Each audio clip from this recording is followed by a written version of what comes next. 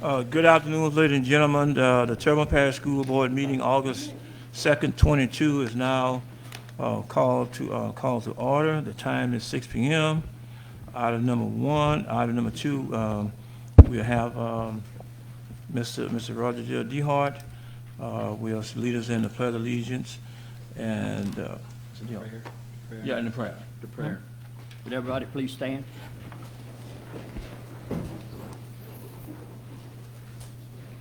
Lord, be with us during this meeting. In dealing with the agenda at hand, may we treat each other's opinion with respect. May we learn how to reject ideas without rejecting people and share visions, although we may not share the same means. May this meeting be for each of us an opportunity to be servants to the people we represent. We humbly ask this in your name. Amen.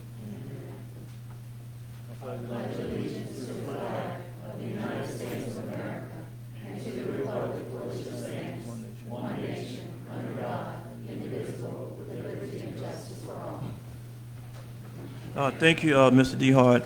You're welcome. Item number three, Ms. Brunet, roll call. Yes, sir. Mr. Michael Lagarde. Here.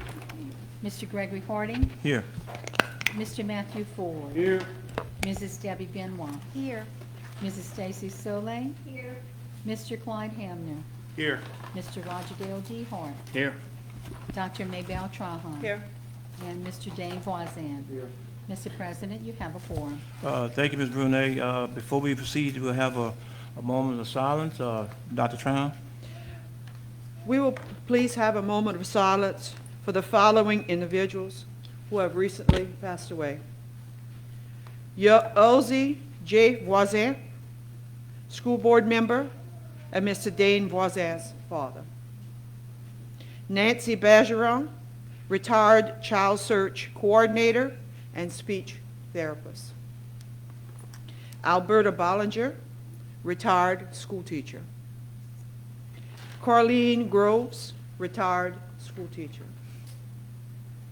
Patty Rhodes, retired school food service technician. And John Lucas, retired teacher and coach.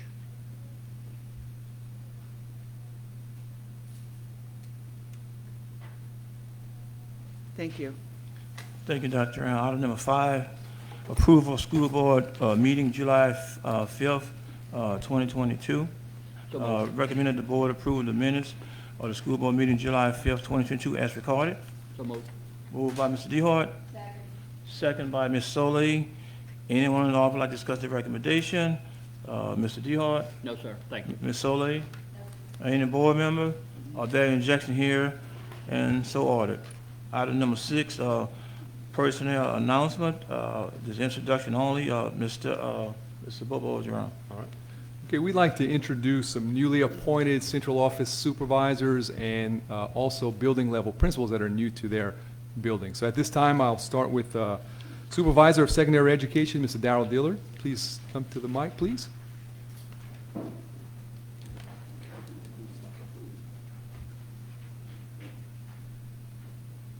Good afternoon. Good afternoon. Just tell us who's here with you and what you're looking forward to in your new position. Okay. I have with me tonight my wife Stephanie and our stepdaughter Alexa. As secondary supervisor, I'm looking forward this year to working with secondary students, principals, teachers to bring resources and opportunity that's going to allow our students to be successful while they're in high school and beyond high school. Thank you, Mr. Dillard. We're glad to have you. Any board member? I want you to stay at the mic for Mr. comments. Lagarde? Yes, sir. Congratulations, Mr. Dillard. That's a very, very good position. And please be a leader because they got a lot of young men looking up to you, you know, and that's what we need. So continue being the leader you can and don't take no child under granted. Take them all serious because they all need help and some need more help than others. So please be that leader we need you to be. And I think you will. You've been a leader in our parish for a while. So please, I'm begging of you, continue to be that leader to our young men and women. Thank you. Yes, indeed. Yes, sir. Okay, Thank you, Mr. Mr. Lagarde. Any other comment? Mr. Forward? Told you. Got you where we need you. Congratulations. Thank you, sir. I'm looking forward to it. So am I. Thank you. Any other comments? Mr. Ogeron? Thank you, Mr. Dillard. Thank you. Okay, our Supervisor of Human Resources, Mr. Matthew Hodson.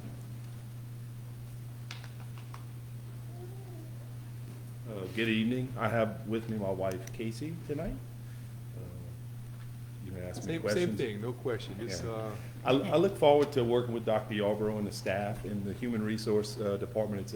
It's a new side to the education piece for me, so I look forward to those challenges that it brings. we're glad to have you, Mr. Hodson. Thank you. Any questions for Mr. Hodson? Doc? Yes, the Personnel and the Human Resources Department, as we call it now, really needed someone in addition to what we already had. We are in dire need to get more certified teachers and keep our teachers, so I'm looking forward to seeing you doing a lot of good work in that area. Thank you. Mr. Ford?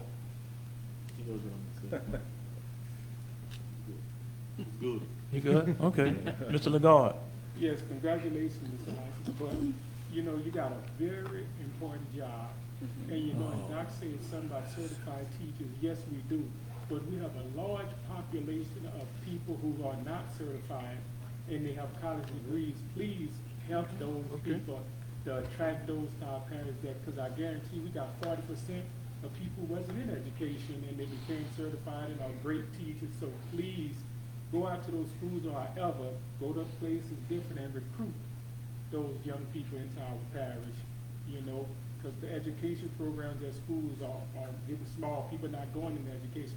We got a lot of people out there need jobs, and especially young black men. I don't know, you done read the articles, that's the lowest person to work in the state, and I'm passionate about that. You know, young men, period, but we need young black men, and it's not a racial thing, it's a fact.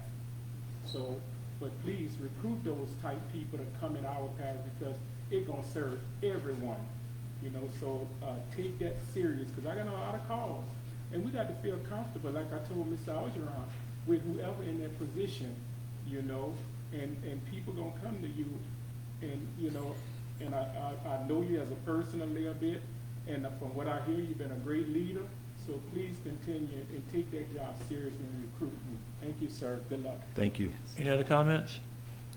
Thank you, sir. Thank you, Mr. Hodson.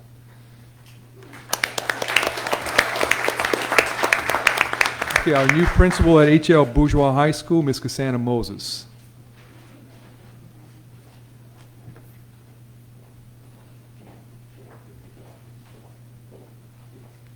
Good afternoon.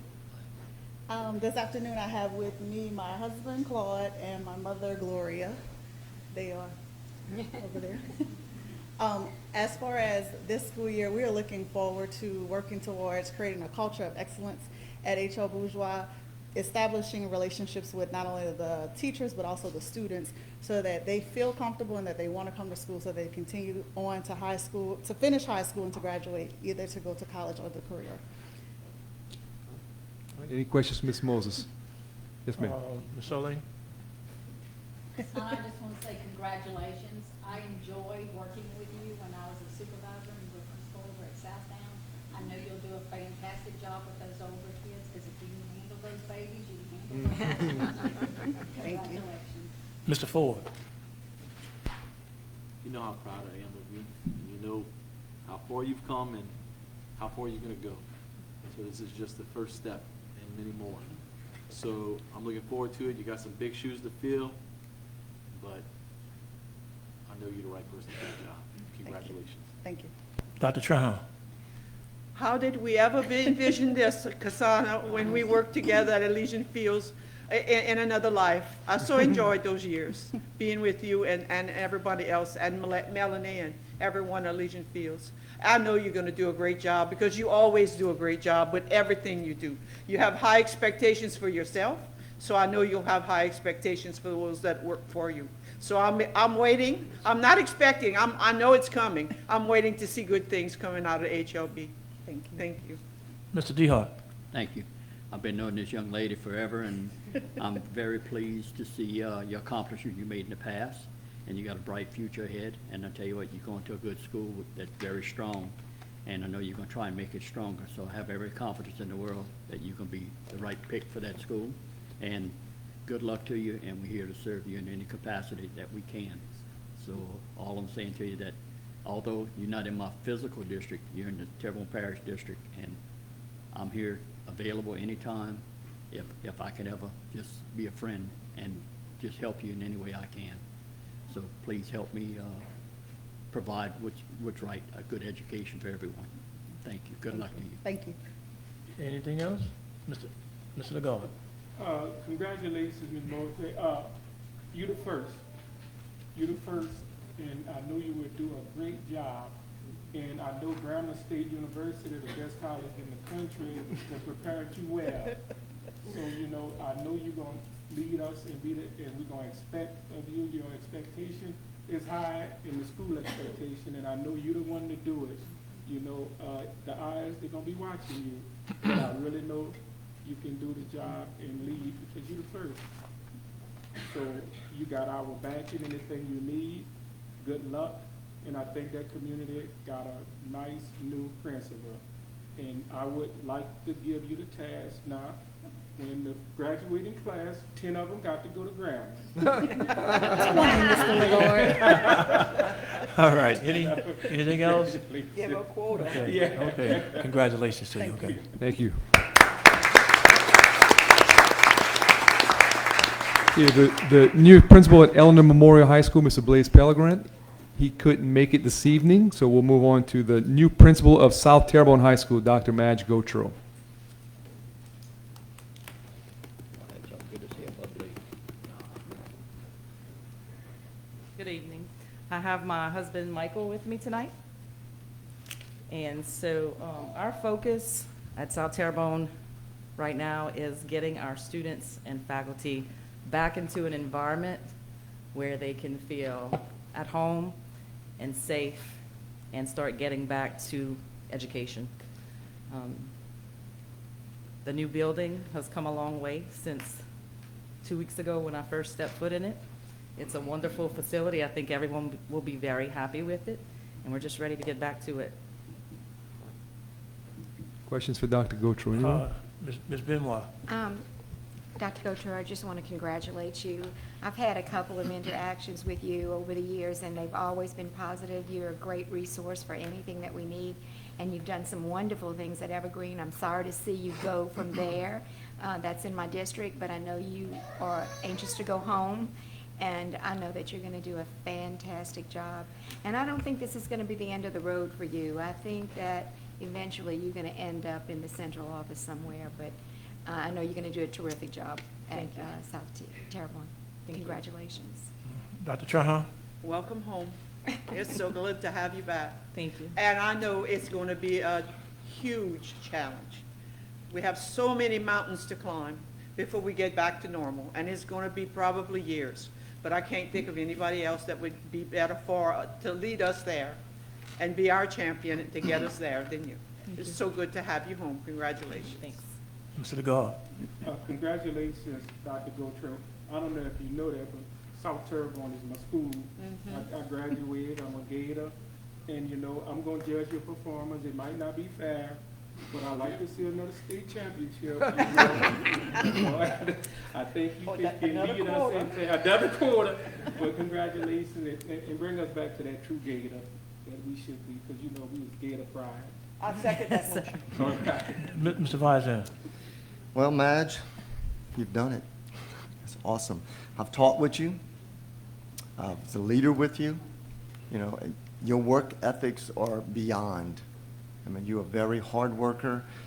You come to work sick. You know, I've tried to send her home many times. She wouldn't listen. Phenomenal person, leader, and I'm so proud of you. And I know you will do great things.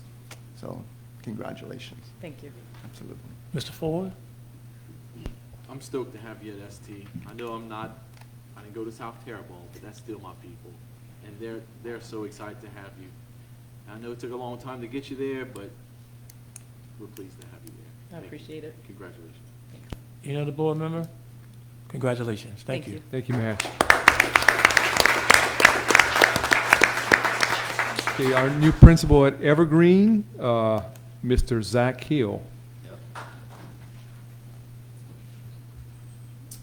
Good evening. I have my wife Felicia with me.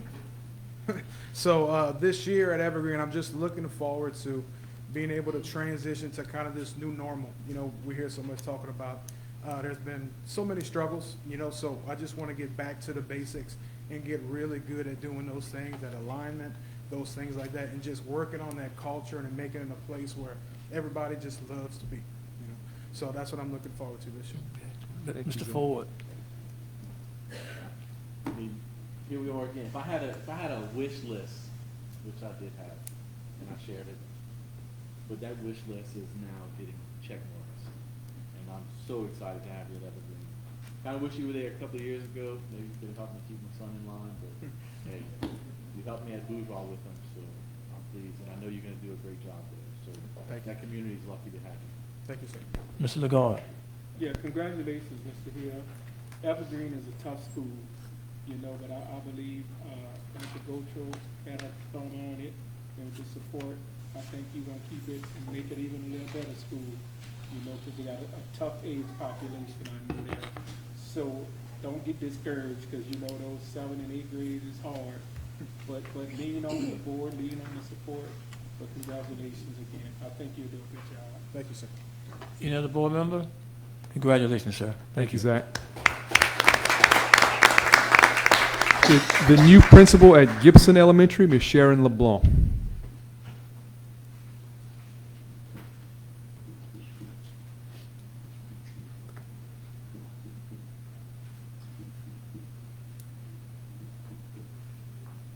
Good evening, good evening. Joining me tonight is my mother and stepfather, my daughter, and 2 of the 5 grandchildren that I have.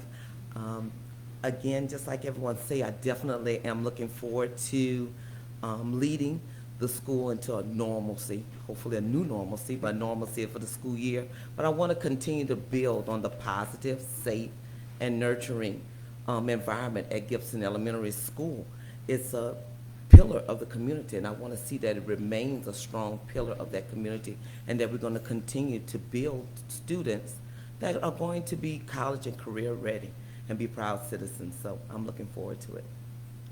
Mr. DeHart. I had many good years with you at different schools, and I enjoyed every year you performed, and I have no doubt that you're going to do wonderful. This lady never gets tired. She's got so much energy, she never gives up, and that's what I love about you, and good luck to you, and I'm glad that you're going there. I'm going to miss you at the other place, but guess what? I'm still going to be around. Thank you. I'll see you. Thank you. Mr. Lagarde. It's finally, this is my first time seeing you, Mr. LeBron, but I done heard about you from my wife. I never physically saw you before. And congratulations, and you left a special place.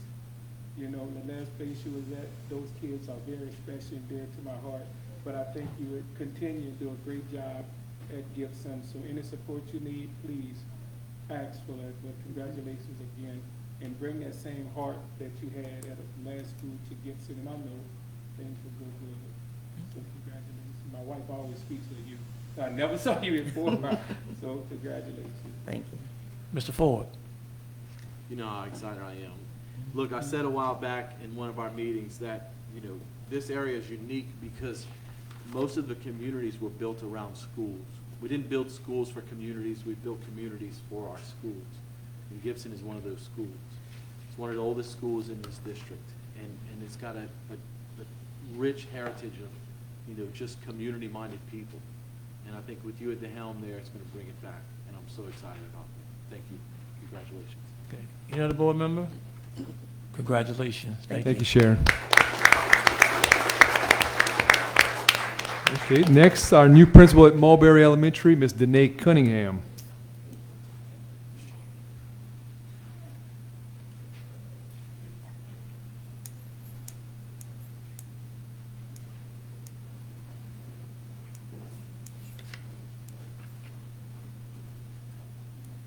Good evening. My name is Danae Cunningham, and I'm principal of Mulberry School. I have my husband, Lynn, and my son, Austin, with me this evening. Our focus at Mulberry, we're focusing on building relationships. We're also looking at focused on growing our children both academically and socially this school year. Mr. DeHart. I'm so happy for you, and from day one, I knew one day you're gonna be the leader in that school, because everybody moves on, and that school showed you a lot of experience, and I have every confidence that it's not gonna miss a beat. And thank you for your service in the past, and I'm looking for a bright future. Thank you. Thank you. Mr. Lagarde. I met you at the river cutting, and you've been there. I think you can continue the tradition at Marbury. They picked the right person. You've been there. You know the school and culture. So congratulations again. Thank you. Any other board member? Or Mr. Ford? You know you're the smartest one in your family, right? It's just unfortunate that educators don't get paid as well as the other guys. And Yeah. I'm pleased to have you there. I know you got a brand new addition and you got a lot of challenges ahead of you, but man, it should be exciting to be there this It's year. exciting, yes. I'm glad. Thank you. Proud for you. Thank you. Thank you. Any other board member? Thank you, congratulations. Thank you. Thank you, Danae. Our next new principal at a new school is not a new principal, but a new school, Miss Lacesse Campbell at Oakshire Elementary. Lacesse, before you speak, I just want to commend her, just come to the mic here, on such a successful job of running our summer program this year. She orchestrated the whole thing with a lot of help from a lot of her teachers, but you did an outstanding job. Thank you for doing that for our kids. Good evening. Today I have with me my husband, John Campbell, principal at Grand Caillou Middle School, and our two boys, Caleb and Kamani, the newest addition to our family. I would just like to say that so far the Oakshire staff has been very kind and very helpful with transitioning. They had already chosen the theme, building foundations one brick at a time, so I've talked with them, and so this year we're going to be building students' individual skills, academic skills, one skill at a time. So we will analyze data on all of the DCAs, all of the assessments that we have throughout the district, and then we're going to drill down to those skill levels and work the kids one skill at a time to continue growth. Any board member? Or Mr. Lagarde? Congratulations, Ms. Campbell. I know you did a great job at Gibson, and anybody who can do a great job at Big John, we know you're gonna be good over at Oakshire Elementary. So I have faith in you that you're gonna continue over there. Just continue keeping John in line. and you're gonna set it in the office one day. You and them both in central office. But congratulations again. Mr. DeHart? Well, Ms. Campbell, I haven't had the pleasure to work with you close, but I can tell you that the community you served at Gibson is all my schoolmates, and they've always spoke good about you. So really and truly, they're very pleased with the performance you had there, and I know you'll continue that at the school you're going to. So good luck to you, and thank you. Mr. Ford? So, Ms. Campbell, I'm excited about you being at Oakshire. That is one of the schools in my district. Actually, Debbie and I share that district, so that school. So please call on us if you need anything, because the people there can be a little challenging at times. Sometimes you're gonna need some support. Okay, and I'm there for you, and I'm sure she is as well. Thank you. Any other board member? Ms. Soleil? Just so very proud of you. I had the opportunity to work with you when you were principal at Gibson, and you did a phenomenal job there, and I know you're gonna do the same in North Carolina this year. Okay, any other board member? Congratulations and thank you, Ms. Campbell. Thank you. Okay, the new principal at School for Exceptional Children, Miss Tammy Camille.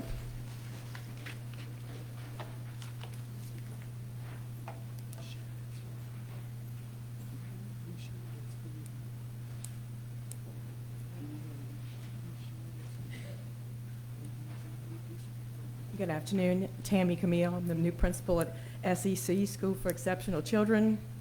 I am by myself tonight. My husband is unfortunately working in Texas like he usually is.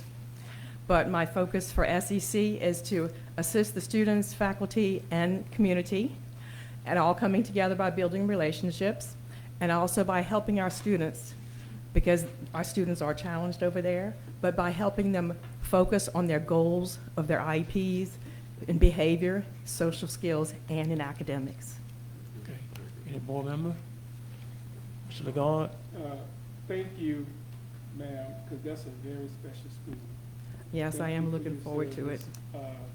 Like I said, Ms. Cheryl did a good job there, and I think you will. It's so special when you work there with those. And it's not a job, it's a commitment, because those are special. Those are our babies, you know, that need the most. So thank you for your service, and I think you will continue to do an excellent job. Thank you. Mr. DeHart? Thank you. Ms. Camille, you're getting ready to go work with another group of special kids. And I tell you what, the light shined upon them 32 years ago for me. I've seen the progress. Many principals went there, and I hope you can continue carrying that wrath, because I tell you what, it takes a lot of patience and dedication. And those children, just like all the children in Terrebonne Parish, deserve everything we can do for them, and they have a purpose in this world. And I really believe that after seeing the last graduation, not this year, the year before, I really thought I was in a high school with a valedictorian giving an address. And that was amazing to see, because I knew the students from years back, how they progressed. So I never give up on a child, especially with special needs, to say that they do have a purpose in this world. The good Lord put them here for a reason, and they're very special. So I'm hoping to see you very soon, and I'll hope to visit y'all soon. Thank you. Good luck. Thank you. Thank you. Mr. Ford?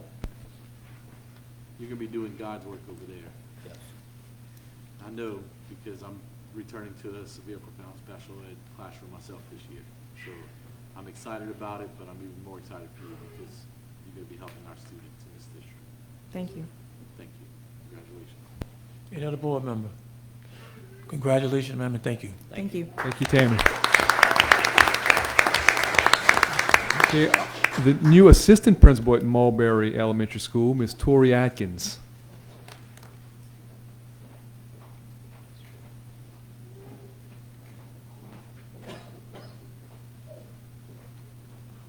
Good evening, I'm Tori Atkins, and I'm the assistant principal at Mulberry. And I just wanted to reiterate what Ms. Cunningham said, that this year our focus is going to be on building relationships with our students and growing them academically and socially so that they can reach their potential and be successful. Any board members? Mr. DeHart? I'm looking forward to seeing you again over there and being productive. And I'm telling you, not just the new school building and stuff, but those kids are excited. So I'll tell you what, there's a lot of drama that's going to happen this year, and y'all going to be a special part of that drama. So I'm glad to have you on board. Thank you.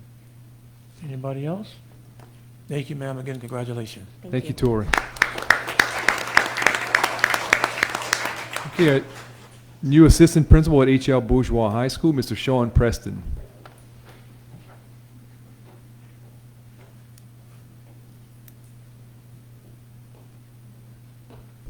Good evening to everyone. Like I said, my name is Sean Preston. I am new to the district at H.L. Bourgeois. My wife is Lori Preston. She's not here tonight. She's at a community meeting in our own hometown. My two sons are getting ready for fall camp, so I'm here by myself tonight. Like Ms. Moses said, we're very, very excited to be at H.L. Bourgeois.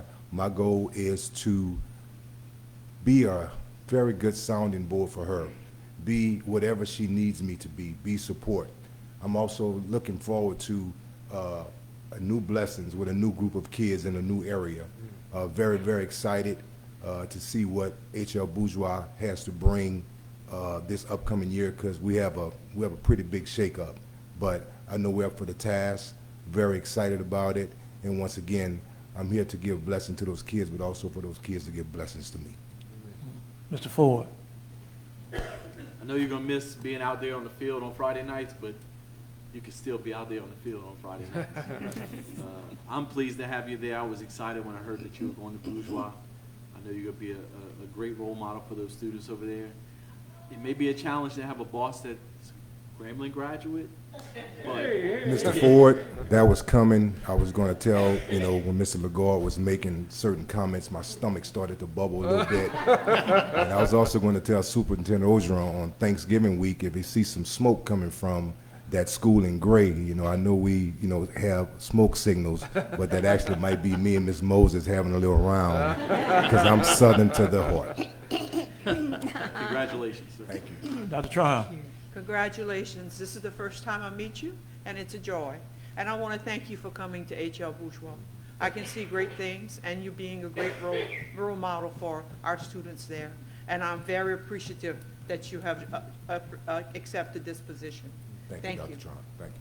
Mr. Lagarde. Hello, Mr. Preston.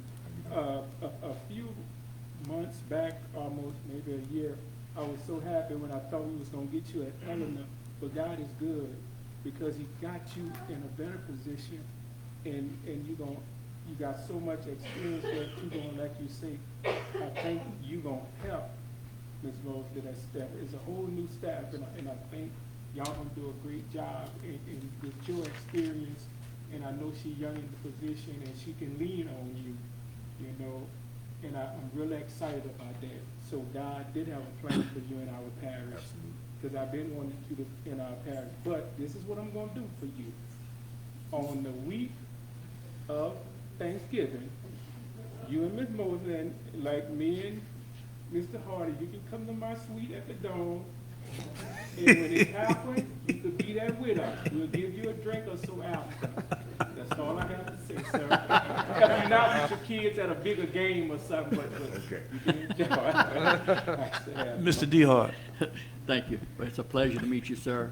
And I'm gonna tell you right now, you got some challenges ahead of you, because this young lady right here has got a lot of energy, so you're gonna have to drink some Powerade to keep up with her. But I think you're capable of doing that, and y'all both are very fortunate. That's one of the top 8 schools in the parish, and I'm just saying, I want y'all to continue driving that and keeping that focus, okay? Yes, sir. Good luck to you, sir, Thank and you. glad to have you on board. Thank you. Yeah, any other board member? I was gonna hold my comments for later, but I mean, I just gotta say this. We introduced this young man, this guy put on his game face and walked up here. I thought he was about ready to attack me up here. But listen, we glad to have you here, you know, and you're a great addition to H.L. Bourgeois. Glad to have you. So, any other thing? Thank you and congratulations, sir. Thank you all again.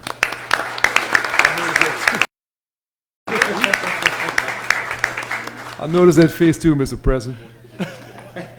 Our assistant principal, new assistant principal at Southdown Elementary, Miss Megan LaBeouf.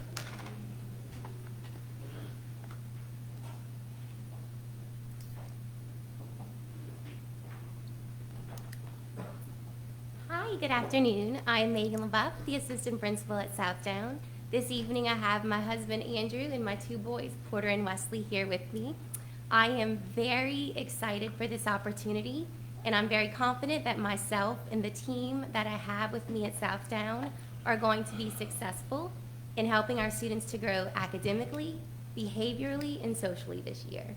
Thanks. Mr. Ford. You know I'm excited for you. And you're going to be over there with my babies, so you're going to keep doing God's work over there too. You're just going to have to keep that principal in line. And maybe the secretary over there too. But I'm excited for you. Congratulations. Thank you so much. Any other board member? Okay. Thank you, ma'am. Congratulations. Thank you. Thank you, Megan. And finally, we have new assistant principal at H.L. Bourgeois High School, Mr. Norris Chappelle.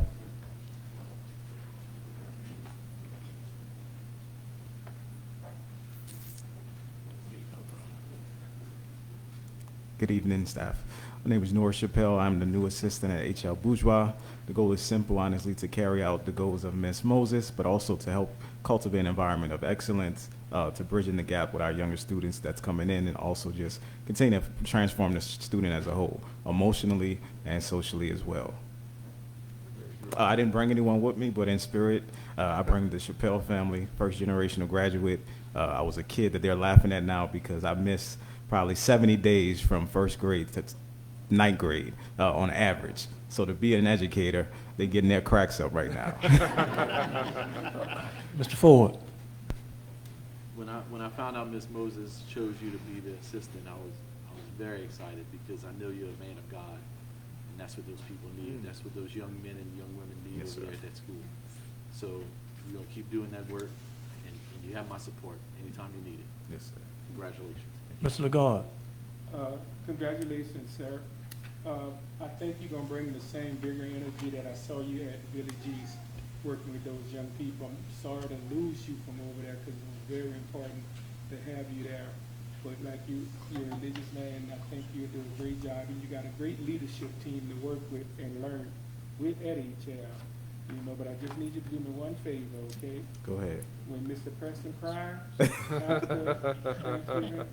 let him lean on the shoulder. Always, And always, then you always. lean on his shoulder and get that knowledge. Oh, yes, you know, indeed. but that's all I need you to do. Dr. Traham. Mr. Chappelle, I am a village person. I spent 15 years of my career at Village East. Yes, ma'am. As a 6th grade teacher, self-contained, teaching all subjects, and as her assistant principal for 5 years. I still have contacts that tell me how things are going over there, and they loved you, and they said you did a great job there, and they really don't like losing you. Yes, So I know you're going to do a great job at HL as you did at Village East. Thank you. Yeah, the board member. Again, fellow board members and new principals and assistant principals, we have a very exciting, I feel a very exciting new year with all these new appointments. And we wish you well, and I think what the board members were stating were very sincere. And if you need any help, I mean, like I said, we're here to help you out. So again, congratulations, and we're hoping that you have a great, great start of the school year. Now, at this particular time, if you want to continue on, listen to the meeting, you can. We'll give you a couple of minutes where you can go out and go to Copeland's and go wherever you want to go, and but be safe, okay? Thank you. Thank you all very much for being here tonight. Yeah, Mr. Harding's paying. How about it, Ron? Almost paid last time.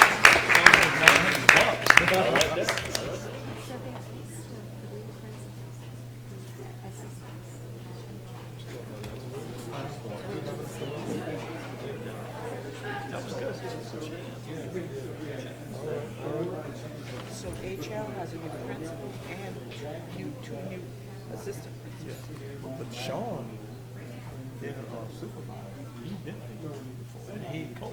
Really? Yes. Wow. He was at a On the announcements, can I make an announcement about the Terrebonne 200 meeting? Yeah, okay. Okay, all right. Right. Item number 7, meeting announcements. 8-9, first day of school for students. 8-9, 5:30, public hearing on 22-23 proposed budget. 8-16, 5 p.m., Building, Food, and Surcharge Committee meeting. Finance and Insurance, Section 16, Land Committee. Executive Committee. Educational, Technology, and Policy Committee. And Ms. Benoit has to announcement that she'd also like to make also too. Yes, thank you, Mr. Harding. Terrebonne 200 is an event that's taking place all this year. It's celebrating 200 years of Terrebonne Parish.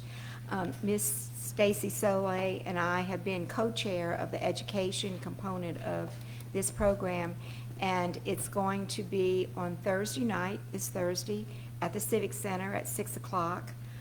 We have a couple of panelists. Mr. Philip Martin will speak to public schools. Mr. David Boudreau, will speak to non-public schools.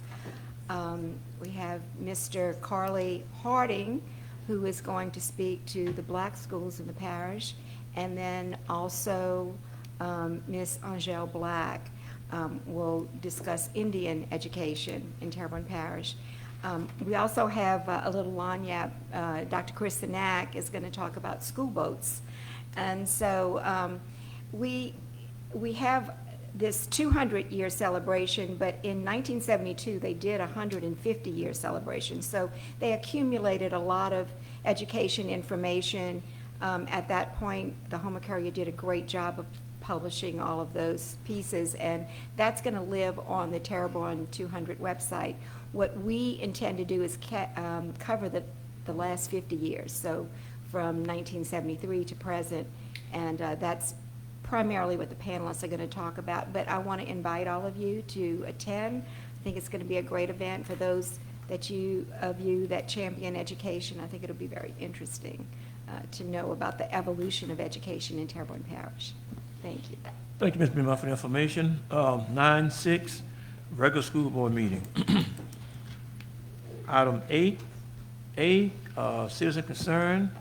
Ms. Vicky Koshy, legal update and local food support regarding USA Title IX transition bathroom in public schools and withholding federal lunch money overreach. Thank you. Vicki Cloutier, Schriever, Louisiana. Thank y'all so much for letting me come back. I really just want to tell you I appreciate y'all so much. Probably more and more as time goes on and watching other school boards, I just want you to know that we appreciate y'all. So it came to our attention in June that there is a proposed amending of the regulations implementing Title IX of the Education Amendments of 1972 and the Food and Nutrition Act of 2008 on the basis of gender identity and/or sexual orientation in programs or activities receiving federal financial assistance. In other words, the United States Department of Agriculture's Food and Nutrition Service announced that the National School Lunch Program for low-income students would no longer be available unless state and local agencies that receive that funding agree to a pro-transgender interpretation of Title IX. That would mean that boys have full right to use formerly private girls' bathrooms, showers, and locker rooms at school. After hearing this, the first thing we did is we came straight to you. We now come before you, and in doing so before the public for the third time, to give an update and to beseech you to take action on this matter on behalf of our children in Terrebonne Parish Public Schools.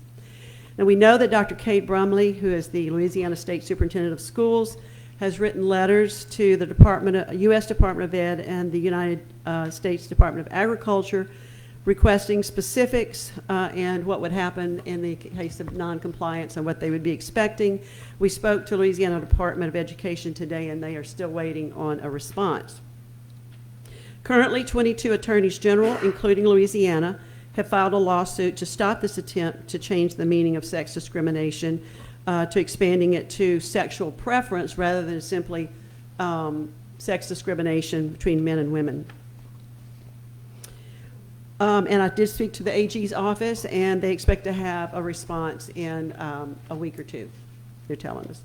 So also, the lawsuit says that the USDA did not follow proper legal procedure in making this rule because it, quote, failed to provide adequate notice and a fair opportunity for comment. And that opportunity for comment is very important. There are in certain cases, I don't understand it all, but they're required to open up for public comment.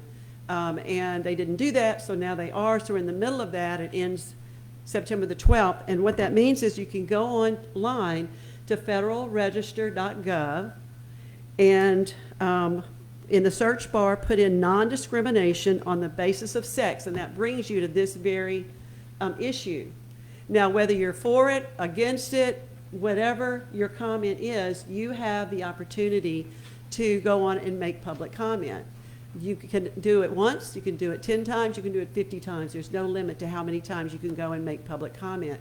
And we know this can be effective because I believe last year they were looking at social studies standards, and it was open, and it was there was so much public comment that they extended the deadline, I think twice maybe, and it did change the standards in the curriculum. And so I do think that it is effective. So I would just encourage everyone to do that. It's again, it is federalregister.gov and non-discrimination on the basis of sex, ends September 12th. So what we had asked you last time, and I've given you kind of an updated, ask proposal. Excuse me, ma'am, 3 minutes up. Anybody? Motion to extend. Mr. Hamler, any objection? Mr. Ford, Mr. Hamler? None? Here, none, so ordered. Thank you.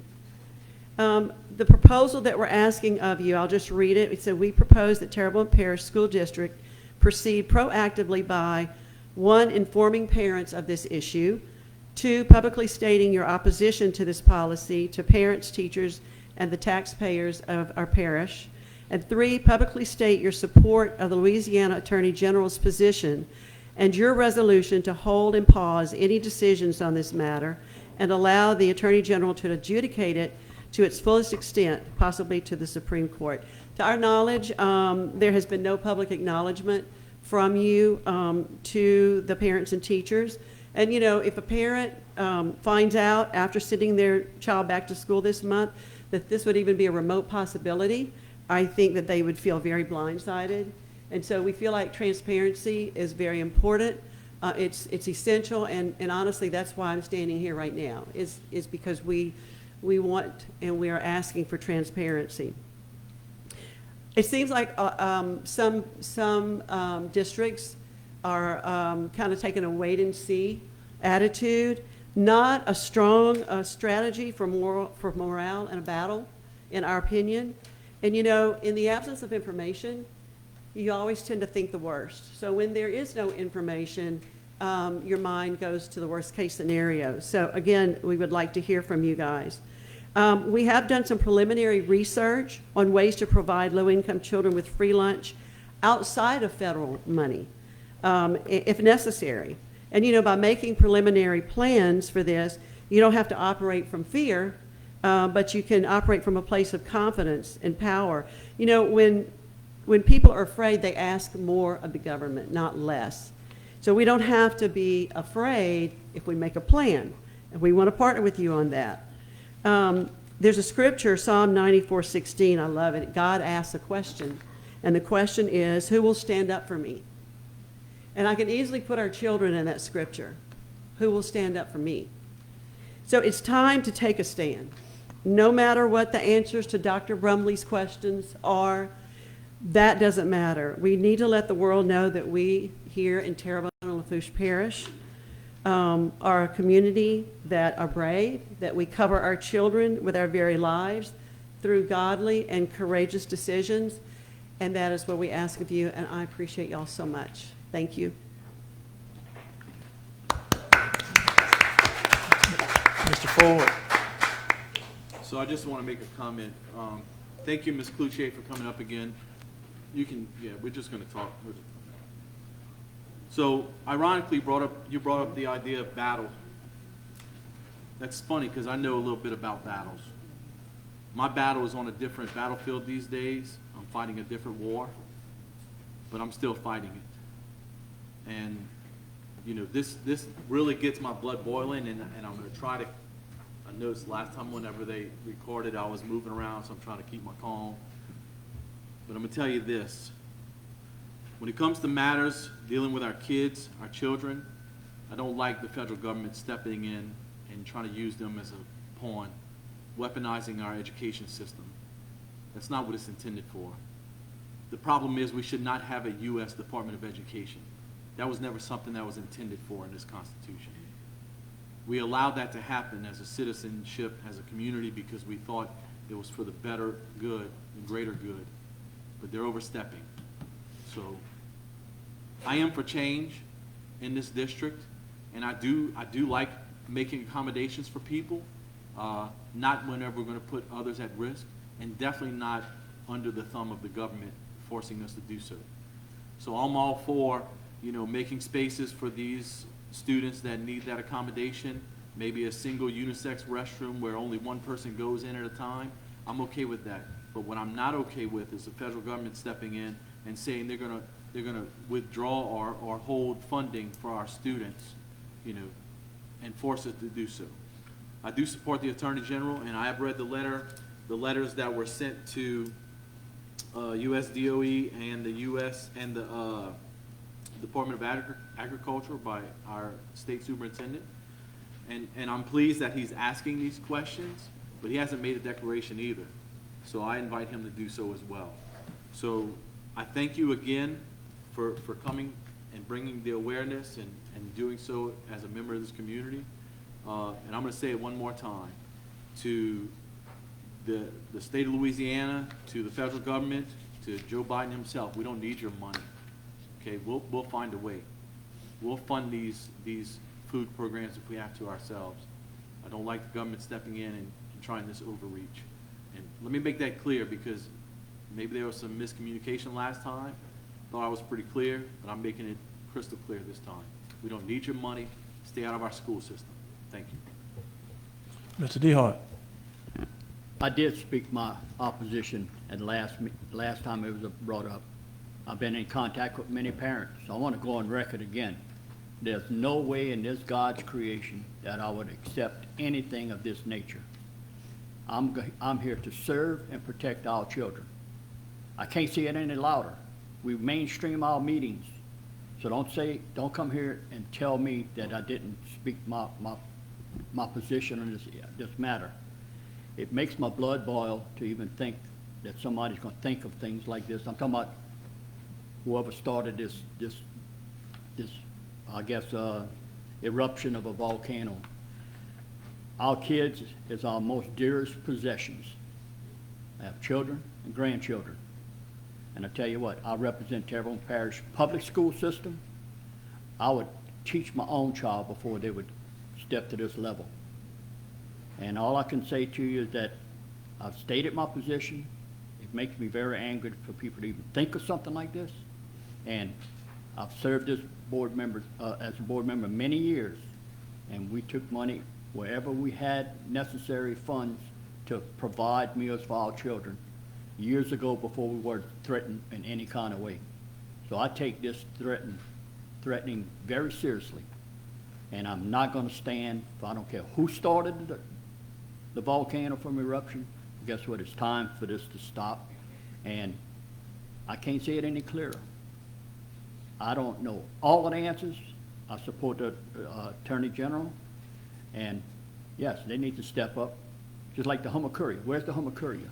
We got HTV here tonight, and I'm thankful they are. That way a lot more people are going to see it. They need to know our position. Y'all all correct by bringing this again to us, but guess what? We can say until we blue in the face, but whenever reality comes in, I think, I'm not trying to speak for this board, but I think I know these people well enough that I'm serving with. I don't know of anyone that would consider doing anything of this nature. And like, again, I don't want to speak for anybody else, let them speak for themselves. But I think I'm not judging the board members I serve with, but I think I know them very well, to where I'm very confident that we would never do something like this. So thank you for allowing me to say that, Mr. Harding. Thank you. Ms. Benmore. Thank you, Mr. Harding. I wholeheartedly agree with everything that Mr. Ford and Mr. DeHart said. I am totally against this bathroom issue. I've said that before, and I have actually gone on the Attorney General's website to express my concern and my support of him pursuing against this issue. I think that what Ms. Kluche said about the going to the federalregister.gov is important. I encourage all of our board members to do the same. And I do think that we're at a point right now we need to be proactive. We need to take a stand as a board and just put on record how we feel about this, that we're not going to stand for it. And I think that message is going to resonate to the parents. It's going to make them feel comfortable that we won't ever go in that direction. There are alternatives, like Mr. Ford said. If we have to, we can do those alternatives, but we're not going to allow boys in a girl's bathroom. And I think we need to say that. I think we need to say that to the public. Not just say it here at a meeting. I think we need to declare it as a board. And be it a resolution or whatever, I think as a board we need to come up with something and do it now, even before Dr. Brumley comes up with an answer from USDA. We need to just take a stand. Thank you. Dr. Trahan. I have no argument with anything that any of my colleagues have said this evening. I agree with those statements. I've never been one to discriminate against anybody, not a child, not an adult. That's not my place to discriminate or to judge anyone. But I do support the Attorney General in his efforts of what he's doing. And I pray nightly that he is successful. And I know that somehow this board will find a way that we can take care of all of our kids, no matter what their specific needs are, in a way that protects each child's rights. Any other board member? Mr. DeHart. I'd like to offer a motion to deviate. Motion If by I can Mr. get a DeHart. second, and I'll state why. This time, I'm not sure what your motion's going to be, but I would advise you to seek legal counsel outside of the meeting prior to making any such motions. Advised to get legal. Or She said. Get legal advice before making a motion. Get legal advice before making a motion. Okay. Not knowing what Um, the motion is. Yeah, you still got the floor, Mr. DeHart. How about if we have a recess for 5 minutes, and I want to speak to my legal counsel? I mean, you can make a motion, we can do that if you want to do that. I mean, I'd like to offer that, and that way we're following our attorney's lead. So moved. Okay, moved by Mr. DeHart, second by Ms. Benoit, that we have a 5-minute recess. Anyone in the audience would like to discuss that motion? Any board member? Are there any objection? Hearing none, so ordered. You don't want to go here? In the back You don't want to go in the room here? We're going to go in the back room. Mr. Lagarde, Our Mr. attorney- Lagarde object. One objection. We're in executive session. Can you recess? It has to be unanimous. Right. No, you can't, it has to be unanimous. That's true. Hold on, Mr. DeHart. Mr. DeHart, it has to be unanimous. Oh, it's not unanimous? No, Mr. Lagarde object. Okay. Well, it failed. Okay. Okay, all right. Recommendation failed because it has to be unanimous. That's okay. That takes care Okay, of it. we'll go on and move on to item 8B. Misty Dedivo, threat to school lunch by current administration, turning to federal monies.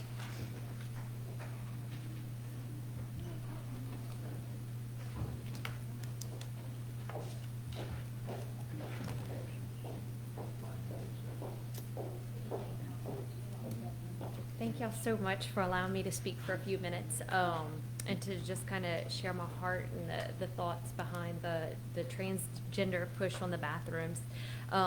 So again, thank y'all so much for allowing me just a few minutes, and I do want to speak a little bit about just my concern over placing transgender bathrooms in public schools due to the fear of losing federal funds for school lunch.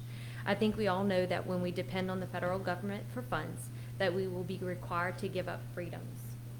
As a parish in this case, we would be required to put in transgender bathrooms. As parents, we lose control of having an opinion that will be heard. If we don't do something to push back against this now, it may be at our doorstep before we have time to think or prepare how to combat against it. I'm concerned not only for the safety of our children, boys using girls' restrooms and vice versa, also the psychological well-being of our children in the future. Genesis 1:27 says, "So God created mankind in his own image. Of God created them male and female." My question is that I would ask of you is, one, what other alternative resources for food distribution have been looked into at this point? I have met with local experts in food distribution, and there are options out there, and I would love to sit down and discuss that with you, should you so want to. Number two, what is the true number of kids in our parish that do need school lunches paid for?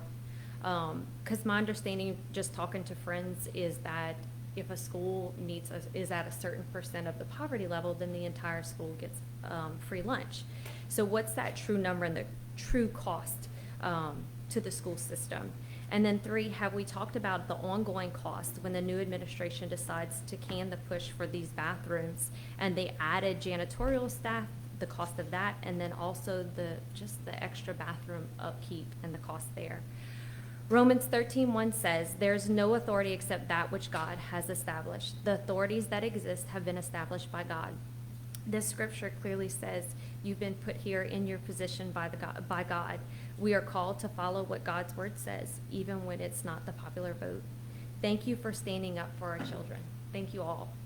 And being a leader in our community. I ask that to just please look into other alternatives, which from what I'm hearing, you guys are on board with that, so thank you.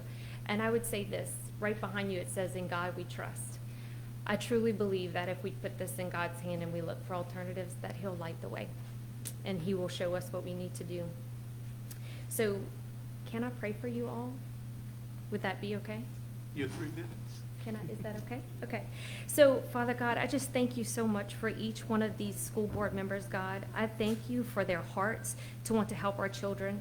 God, I ask them that when they are faced with hard decisions, that you open doors for them, God, that you protect our children, Lord, that you give each of these members the courage to stand up against the things that are not of you. Let each of these board members be a light to the community, Lord. And I pray for all of our teachers and janitors and bus drivers and staff, Lord, that this year will be blessed and that you will just make all the crooked paths straight, Lord, and that you bring peace amongst the administration that is just beyond understanding. And I ask all these things in your name. Amen. Amen. Thank you. Okay, any comment? Okay. Mr. Ford. I don't want to be too redundant. Thank you for coming speak, Ms. Dedivo. But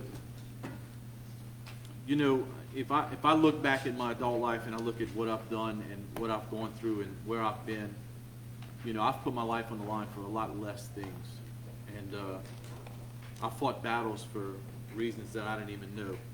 You know, I stood for things that I had no idea what I was standing for. I took oaths that I really didn't understand at 17 years old. But now I understand fully what's going on here. And I want to be clear, I have no problem, you know, creating a new restroom, single use, single person, unisex, to accommodate those students. What I have a problem with is when the federal government comes in and says, you're going to do this or else. I don't like that or else. Because I'll tell you what, I'm going to take the no. You know, there's an ongoing joke that I've seen and heard a few times. You know, a man says, look, you're given one of two options. Either A, you survive this tragedy or whatever and you've got to spend the rest of your life with your wife. Or option B, and before you can get it out, he says, I'll take option B, right? It's kind of funny. It's one of those things that, you know, as an adult, you can find humorous. But I'm going to tell you now, there is no option B for me. You know, I fought for a lot less, and I fought for things that I had no idea what I was fighting for.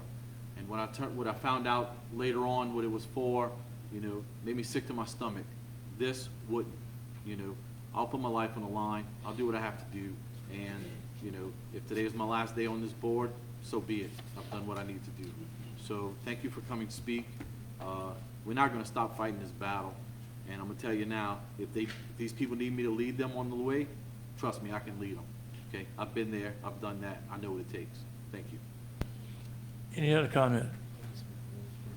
Mr. Ogeron. Yeah, I'll be glad to sit and listen. If y'all want to make some kind of arrangement, we can sit and talk about options for the feeding of our children.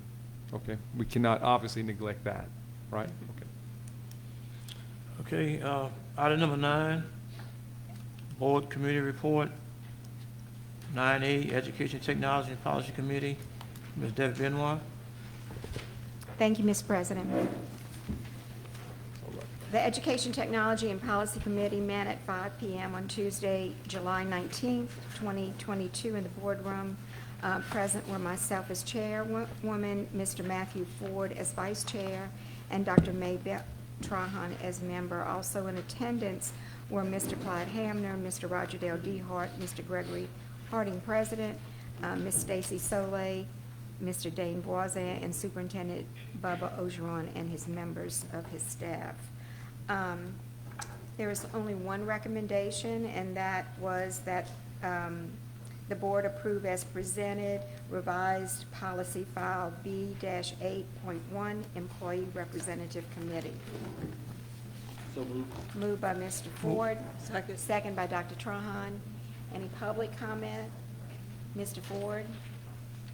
Nope, I'm pleased with the involvement and the addition of the new teachers, and also, I like the idea of keeping the, I'm sorry, Mike, I like the idea of keeping the teacher of the year in each respective area of school, but also like the addition of some of those teachers that maybe weren't teacher of the year, maybe some new graduates or some, seniors that have been there for a little while. I like this. Thank you. Thank you. Dr. Trahan? Mr. Ford has taken what I wanted to say. I agree. Okay. The changes are very positive. Good. Any other board members? Any objections? Hearing none, so moved. There being no further business, I turn the meeting back over to you, Mr. Harding. Thank you, Ms. Benoit. Item 9B, Building, Food, and Service Transport Committee, Mr. Dan Visam. Thank you, Mr. President. The BFT met immediately following the 5 p.m. Education Technology Policy Committee meeting on Tuesday, July 19, 2022, in the board meeting room of the school board office with the following members: myself as chair, Mr. DeHart as vice chair, Mr. Harding.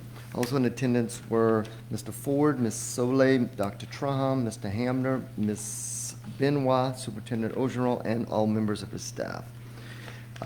Recommendation number 1, the committee recommends that the board issue a notice to proceed as per contractual agreement for plans and specifications for building repairs for the following projects: funding to be derived from FEMA, reimbursement funds, authorize the advertising of bids, direct that any major project changes be reported to the BFT committee prior to advertising for bids, and further authorize the board president to sign all necessary documents pertaining thereto.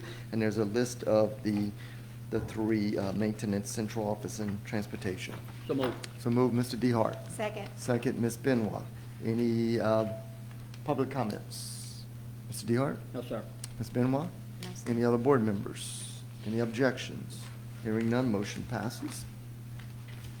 Recommendation number 2, the committee recommends that the board renew the service contract with Rogers Pest Control under the same terms and conditions as the current contract for 5 years, beginning September 6, 2022 through September 5, 2027, and further authorize the board president to sign all necessary documents pertaining thereto. So moved. So move, Mr. DeHart. Second, Ms. Soleil. Any public comments? Mr. DeHart? I did a little research just for information, and I'd like to share.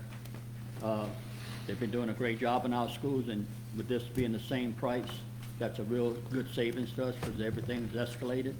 And this is good service and saving money. So it's a win-win for us, and I'm thankful that they offered that. Thank you. Thank you, Mr. DeHart. Ms. Soleil? You seconded? Any comments? No. Okay. Yeah. You threw me off. Any other board members? Any objections? Hearing none, motion passes.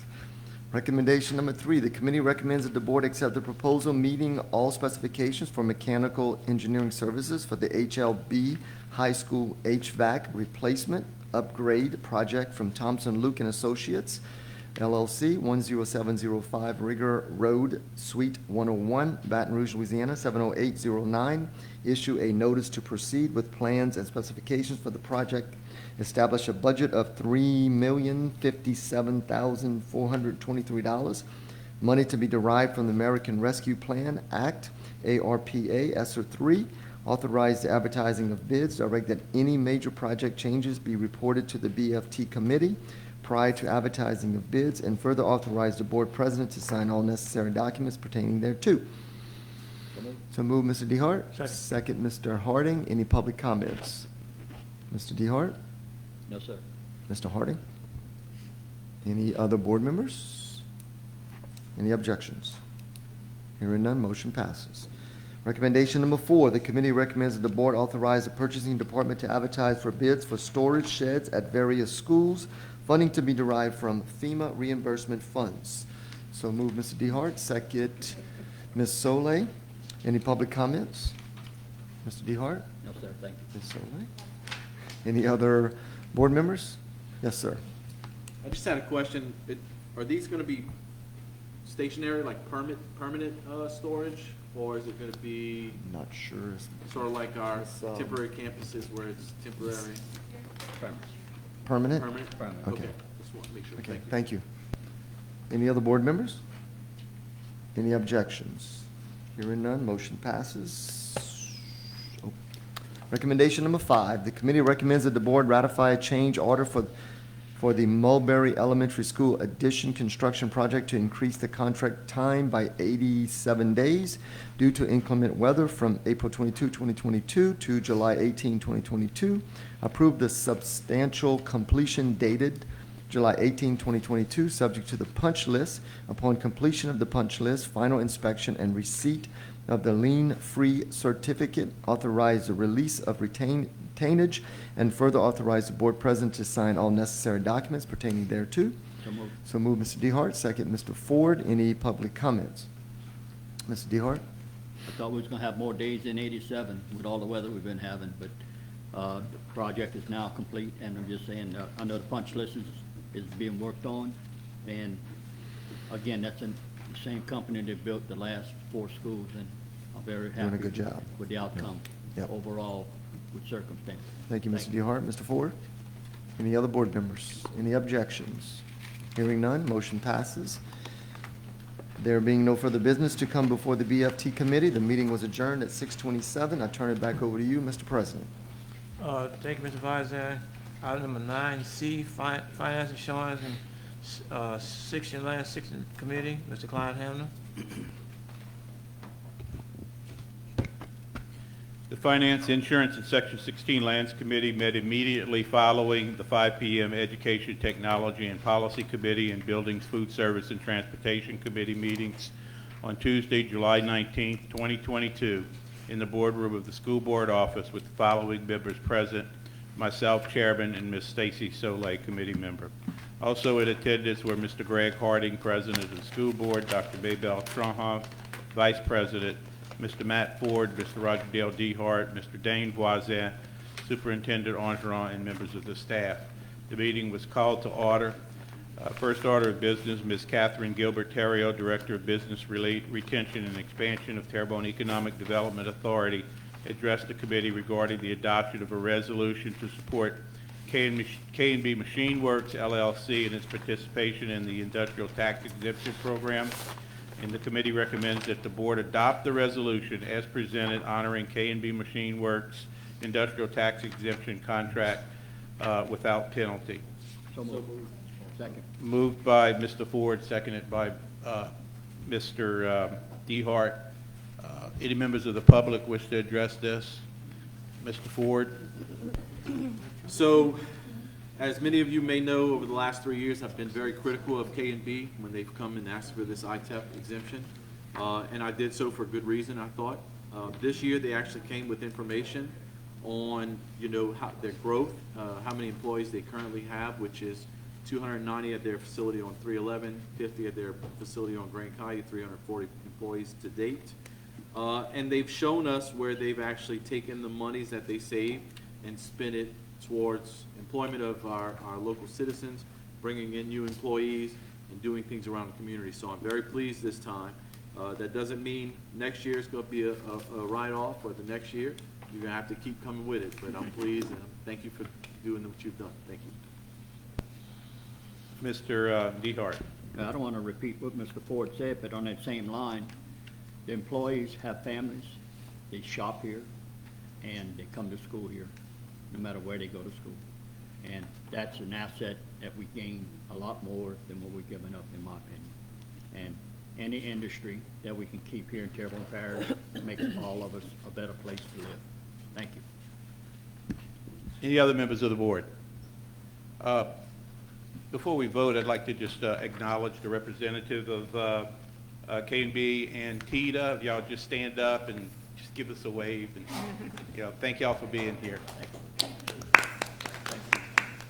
And any objection to the motion? Hearing none, the motion passes. The next order of business, Ms. Terrio addressed the committee regarding adoption of a resolution to support AIT machines and its participation in the Industrial Tax Exemption Program. And the committee recommends that the board adopt the resolution as presented honoring AIT Machine LLC's Industrial Tax Exemption Contract without penalty. Moved by Mr. Ford, seconded by Ms. Soleil. Okay. Point of order, sir? Yes, sir. I made the motion, I don't have the beard, I'm not in support. I'm sorry, I just heard it come Just from joking that with end. you, buddy. Okay. Moved by Mr. Dehart and seconded by Ms. Soleil. Any members of the public wish to address the motion? Mr. Dehart. No, sir, thank you. Ms. Soleil. Any other members of the board? Do we have anybody here from AIT tonight? Just give us a wave. This is, and AIT used to be. Yes, yes. Anyway, any objections? Yes, oh, yes. Thank you for coming this evening, and, you know, I know AIT is fairly new whenever you compare it to K&B and these other companies that have come. I like the smaller businesses and I like giving this exemption, but at the same time, what's really motivating me right now to do this is the state of affairs in Houma, Louisiana, in Terrebonne Parish, right? We're still in recovery mode. It's important that we give these opportunities for small businesses to keep employees and maybe pass that savings on to their employees and maybe do something else in the community to help, you know, with this recovery. So thank you. Next year, maybe come back and, you know, we'll be pleased to help you, but we're going to be looking at some numbers next year. Thank you. Okay, anybody else? Any objection to the motion? Hearing none, the motion passes. Next order of business, Ms. Gilbert Theriault addressed the committee regarding the adoption of a resolution to support K&B Machines in its petition of participation in the industrial tax exemption program. The committee recommends that the board adopt the resolution as presented, granting the request by K&B Machine Works LLC, industrial tax exemption application number 2000534. Moved by Mr. Ford this time, the one with the beard. Seconded by, I'll give it to you, Mr. Dehart. Seconded by Mr. Dehart. Any members of the public wish to address this motion? And, of course, we have the same people here from K&B. This is a separate one. Any members of the, Mr. Ford, you want to address this? Mr. Dehart? No, sir. Any other members of the board? Any objection to the motion? The motion passes. Then Ms. Gilbert Theriault addressed the committee regarding the adoption of a resolution supporting Bollinger Houma Shipyards LLC in its participation in the industrial tax exemption program. The committee recommends that the board adopt the resolution as presented, granting the request by Bollinger Houma Shipyards LLC, application number 201-90322. Moved by Mr. Dehart, seconded by Mr. Ford. Any members of the public want to address this motion? Mr. Dehart. I learned about some very important information about this application for this exemption. They have a lot of bright futures on Bollinger Lord, not because I live there, of growth. And that's going to be a big, big thing for hiring more employees with no matter what kind of weather conditions we have. And I'm very happy to say that we helping that process take place, and Terrebonne Parish as a whole is going to benefit with more and more employees coming to Terrebonne Parish. Because that right there I learned to be an elected director. Thank you. Mr. Ford. I see we have the gentleman here from Bollinger tonight, Yes. and Yes. thank you for coming. This is one that I was opposed to previous years because it was for Gulf Island, and Gulf Island has been acquired by Bollinger. So without getting into detail about that, I'm pleased to see that Bollinger has, you know, come to the home area, Terrebonne Parish, and I'm excited about the jobs and the opportunities they're going to bring. So, thank you. Any other members of the board? Any objection to the motion? Hearing none, the motion passes. Moving on, Superintendent Angeron addressed the committee regarding the receipt of the proposed operating budget for fiscal year 2022-2023 and established a public hearing. The committee recommends that the board receive the proposed operating budget for the General Operating Fund, the Child Nutrition Program Fund, the 1 cent Sales Tax Fund, the half-cent sales tax fund, the three-quarter-cent sales tax fund, and various special revenue funds for the 2022-2023 fiscal year, and establish a public hearing on the same on Tuesday, August 9, 2022 at 5:30 p.m. in the boardroom, Terrebonne Parish School Board office. Moved by Ms. Soleil, thank you. Seconded by? Who was that? Mr. Voisin. Any members of the public wish to address this motion? Ms. Soleil or Mr. Voisin? Any other members of the board? Okay. Any objection to the motion? Motion passes. I'll see everybody here on August 9th. 5 o'clock? 5:30? Oh, Lord, I ought to be early. All right. Recommendation number 6. The committee recommends the board approve as presented the performance pay structure effective 2022-2023 school year. Moved by Mr. Ford, seconded by Mr. Dehart. Any members of the public wish to address this? Ms. Lagarde. Good evening, everyone. Annette Foray-Lagarde, President, Terrebonne Association of Educators, 636 Ongeron Street in Houma. The ERC met with Bubba Ongeron on last week to talk about this, and I think we had a very productive meeting. I did get a hold of a few of the members here in the district that were support staff, and they were very much in favor of this, very appreciative of it. We may be talking about a different motion right now. Okay. You're thinking about the salary supplement, I think. Am I right? Yes, ma'am. Okay. But we did talk about the performance page, so that's why, yes, we did talk about that one as well. Yes, ma'am. Did you have a presentation that you wanted to do on this? Or No, you? sir. I just provided for you, same thing that I presented previously, just in a one-pager right here, just a proposal. Yeah. Okay. Any members of the public want to, any other members of the public wish to address this? Who did my, Mr. Ford? Yeah, I just wanted to say that this was, it was presented at the last committee meeting, so there was some clarification given there. I did poll a number of people in the district, just people that are on my friends list and people that I communicate with regularly, and they were pleased. Quite a few people expressed concern in the past where they had almost hit that milestone of the 10-point improvement that was needed to get anything, and they just missed it. So with this model, it's actually going to benefit everyone. And you know, I haven't heard any negative feedback on it, so I'm pleased to move this motion through. Yes, sir. Anybody else? Speaks for itself. Any objection to the motion? Hearing none, motion passes.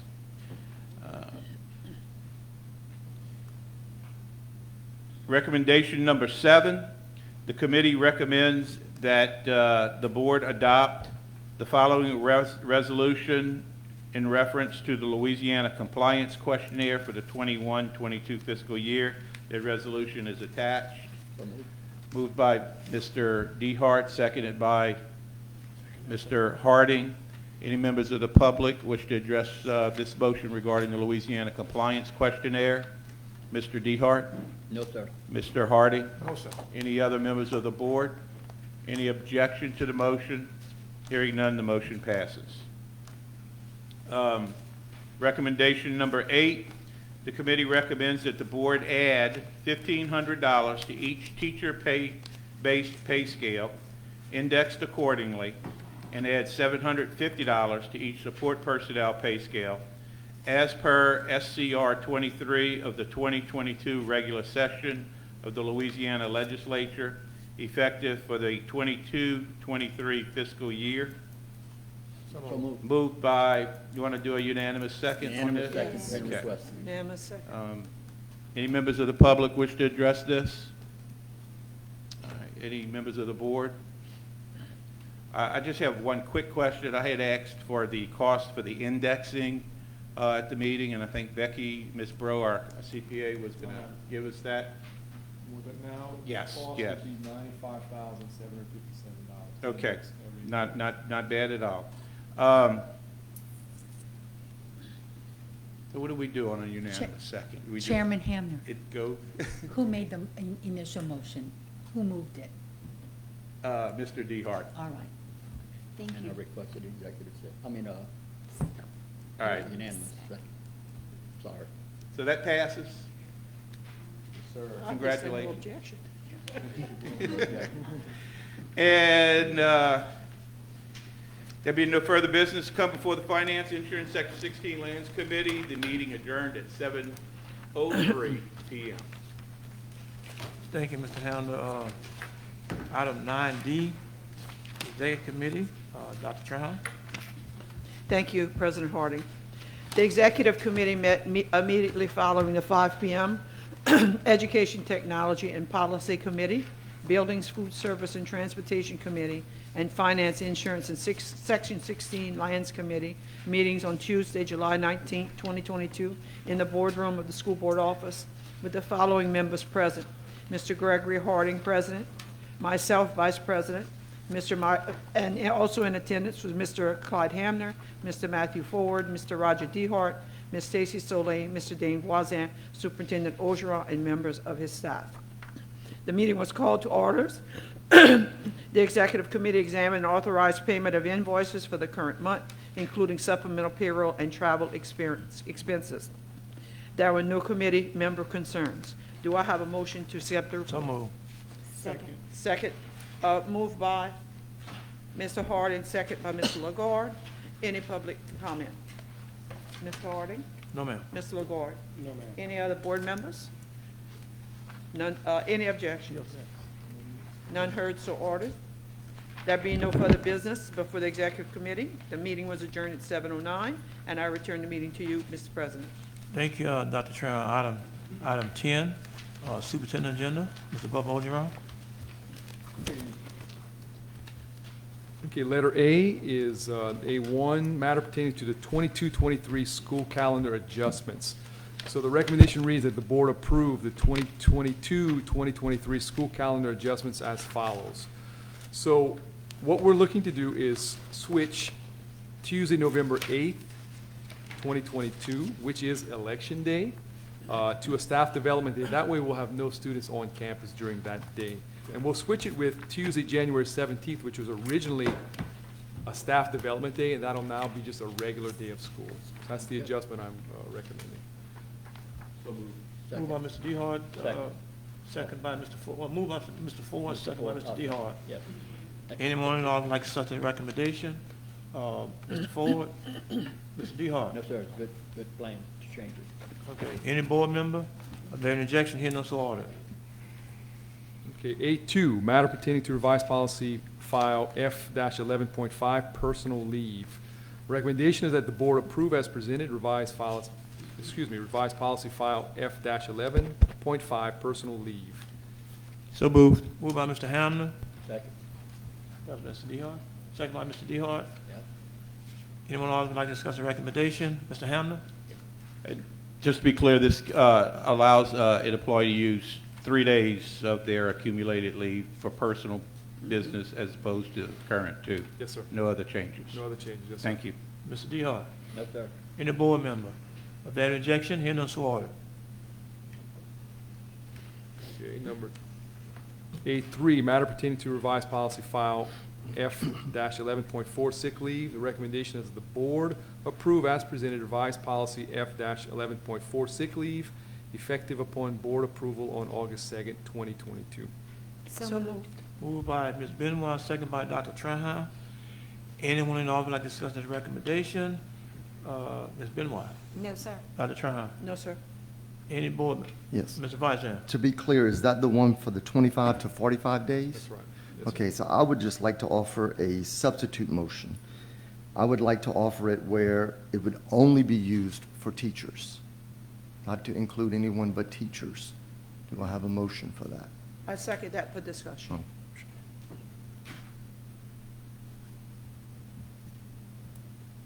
Oh. Moved by Mr. Vice, second by Dr. Trahan. Anyone else would like to discuss the recommendation on that motion? Mr. Vice, you got the floor. Yes, sir.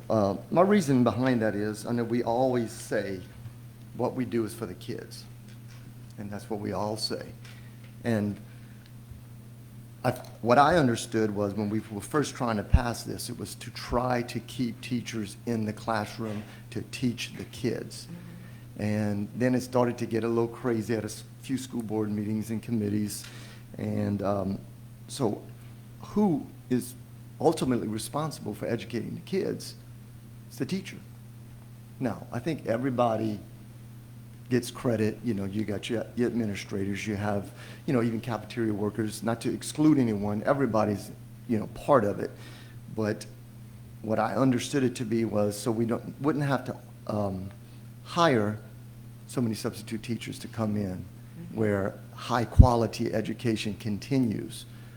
So my reasoning would be just for the teachers, and again, not to take anything away from other employees, but that's my purpose behind that. So just offering that as a substitute motion. Dr. Trahan? No, sir. Any board member? Ms. Benoit? So you're absolutely right, Mr. Barzan. That was the primary purpose that we thought of in bringing that forth.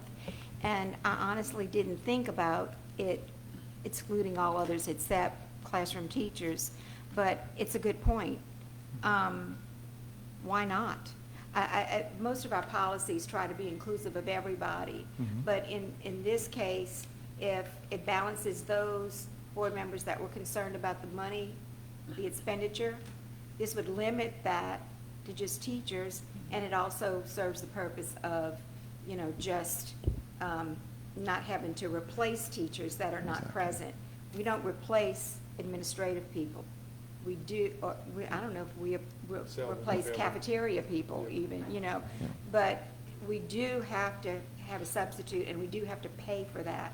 So I like that. I like that idea. Thank you, Ms. Benoit. Mr. Ford? You know, I can't believe I didn't come up with this one. I know. I'm gonna tell you, full transparency, I was on the fence about this because I had real concerns. But this alternate motion, limiting it to you know, teaching staff is exactly what I needed to be on board. Thank you. Thank you. Any other board member? Yes, sir. Mr. DeHart? Well, I'm gonna be the odd guy, but I'm against this because I treat all my employees the same way. And I do know we have reasons for making our comments. I'm not opposed to the reasons you said, because I said it whenever, the first time it was brought up. You know, you gotta pay a sub and all of this stuff, but guess what? Often, and I'm just using whether it's custodial food service, anytime there are no subs, and there's multiple people that work in there. But in a classroom, you're right, Mr. Wazan, there's only one person in that classroom, or a para, and if you exclude, because a para is not considered an educator, and those people are valuable. And all I'm saying to you is that I believe in treating everybody the same, and that's just the way it is. I believe. Okay, thank you. Any other board member? Mr. Lagarde? Yeah, I'm gonna go with Mr. DeHart on that.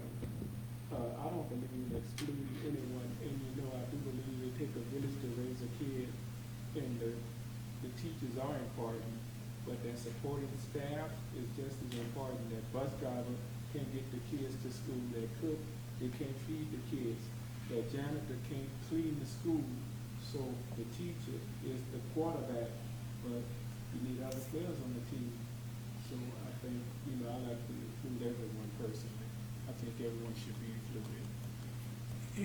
Any other comment? Mr. Ford? You know, that sounds great in theory, but what we're talking about here is, we're talking about teachers taking days off in their last year in the district because they were gonna lose those days if not. So, I mean, that was our main motivation, and that was our main concern. No one brought this up before, but, and I understand it's because we haven't discussed limiting it to just teachers, but I'm thinking, you know, if those people retire 25, 30 years and they have, you know, 25 more or more days, they had ample opportunity to take that time off and someone would have covered for them. You know, teachers, you don't. You have a substitute, and we know that real learning doesn't necessarily happen when there's a southern room. Unless it's a retired teacher and someone that's been familiar with those students, it doesn't really take place. So, you know, that's the reason I'm for this one, but not. Mr. DeHart? Well, I'm not trying to be argumentative, but that's some valid points everybody's making. And again, I said the same thing, and the first time it got brought up on the table, I did some more research. All I know is that whenever you retain, you have brand-new certified teachers come in the district, many things make them look anywhere else, more money, other parishes paying, with it out of our realm, that we can prevent that. One of our neighboring parishes is very wealthy because of the Mississippi River. And all I'm saying to you is that I want to retain the new people coming in. We offer such great benefits. This is another benefit that a person can have, and if they love their job and want to stay here, it might attract them to stay here longer. And I'm talking about the certified teacher, to stay here longer. Not only that, is that they don't have to take no time off unless necessary, because you never know when you're going to have a critical illness. And at the same time, if none of that happens and it's time for you to say, I'm going to retire, I'm just saying, one way or another, they still gain that benefit that they earned. That's the way I'm looking at it. So I'm not here opposed to what people are saying, but that's how much thought I gave to it, and that's why I'm saying what I'm saying. So I'm sorry, I just feel that it's best to treat, because that para in that classroom, I've learned the importance of that person, because so many teachers work so hard, and without that para, so that's just one thing, and I don't want to keep repeating that and be redundant, but I'm just saying, I hope whatever turns out, I'm trying to do the best I can to keep everybody equal. Thank you. Any other comment? Ms. Soler? I just have a question, Mr. Okon. Do you know how many teachers we still haven't dropped? I don't know that offhand. Dr. Yarbrough, you may have an idea offhand. Can't be very many.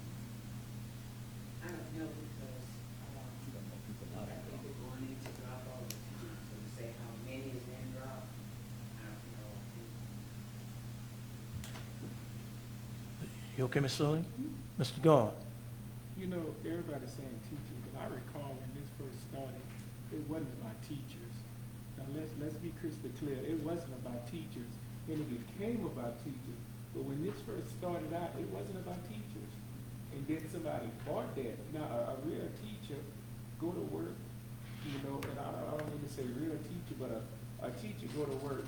And I know a teacher, when I was a classroom teacher, I didn't take days off because, you know, I care about my students. Of course, you wanted to roll over, but this didn't start about teachers, to be honest with you. It wasn't about teachers. It was something else. We're not going to go back into that. So we making it about teachers, but if we're going to make it, we have to include everyone, guys. Because we all, the bus drivers, everybody, we have to include, you know, and I'm for giving teachers and everybody raises, but we have to include everybody. But let's be real, it wasn't about teachers when it first started. It wasn't just about teachers. It had other alternative motives, but it wasn't about teachers. That's all I have to say. Okay, any other board member? Okay, Roll call vote. hold on. Okay, we call for roll call. I apologize for butting. Don't worry about it, you okay. I'm just amazed at this. No disrespect to the substitute motion. This is a recommendation that's coming from the superintendent. This is a guy we hired to lead this district. Now, all of a sudden now, we're gonna go against his recommendation because we feel that we're trying to please a certain segment or a certain individual. We have never, ever segregated teachers, principals, bus drivers, cafeteria workers on anything we ever did. Just tonight, we give everybody a raise. Support staff $750, teachers $1,500. Why are we going to do it now? We're making a mistake. I'm telling you, we are making a mistake by going with this substitute motion. I understand what his intent are, and I know it's good intent, but I think sometimes good intent don't always work right. What is there to gain by doing this? What we're going to do with this, and I'm going to be blunt and I'm going to be short, we're going to have teachers, or should I say janitors, bus drivers, have resentment. That's the way it's going to happen. It's going to be that way, I'm telling you. Let me give you a prime example. Me personally, I'm into athletics. I've always wanted coaches to get a little extra pay because they do a little extra work. But guess what? I yield to that because if we give it to them, we got to do the rest. Let's not give one and not give the other. That's just not right. It's just not right. We don't work that way. I've been here 24 years. Have never, ever happened that way. Never. We all got. Some got more than others. Some got less. But we have never, ever separated ourselves saying teachers get this, we don't get that. I think we're setting a bad precedent. I think we're setting a bad precedent tonight. Act for roll call. Roll call vote. What's the substitute motion? That the board approve as presented revised policy 5, F11.4, sick leave for teachers only, effective upon board approval on August 2nd, 2022. Okay, a yes vote will be in favor, no vote will be against. Roll call vote. Cast your votes.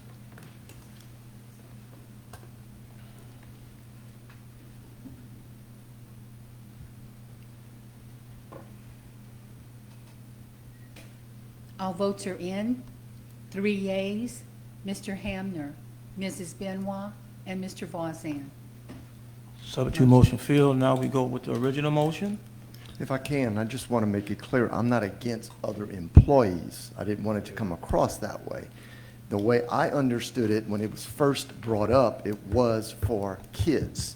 And it was because of educating the kid and not getting substitute teachers in there to keep them well-educated and not just hiring substitute teachers. That was my understanding. So if something got mixed up, it got mixed up. So that was just nothing against other employees.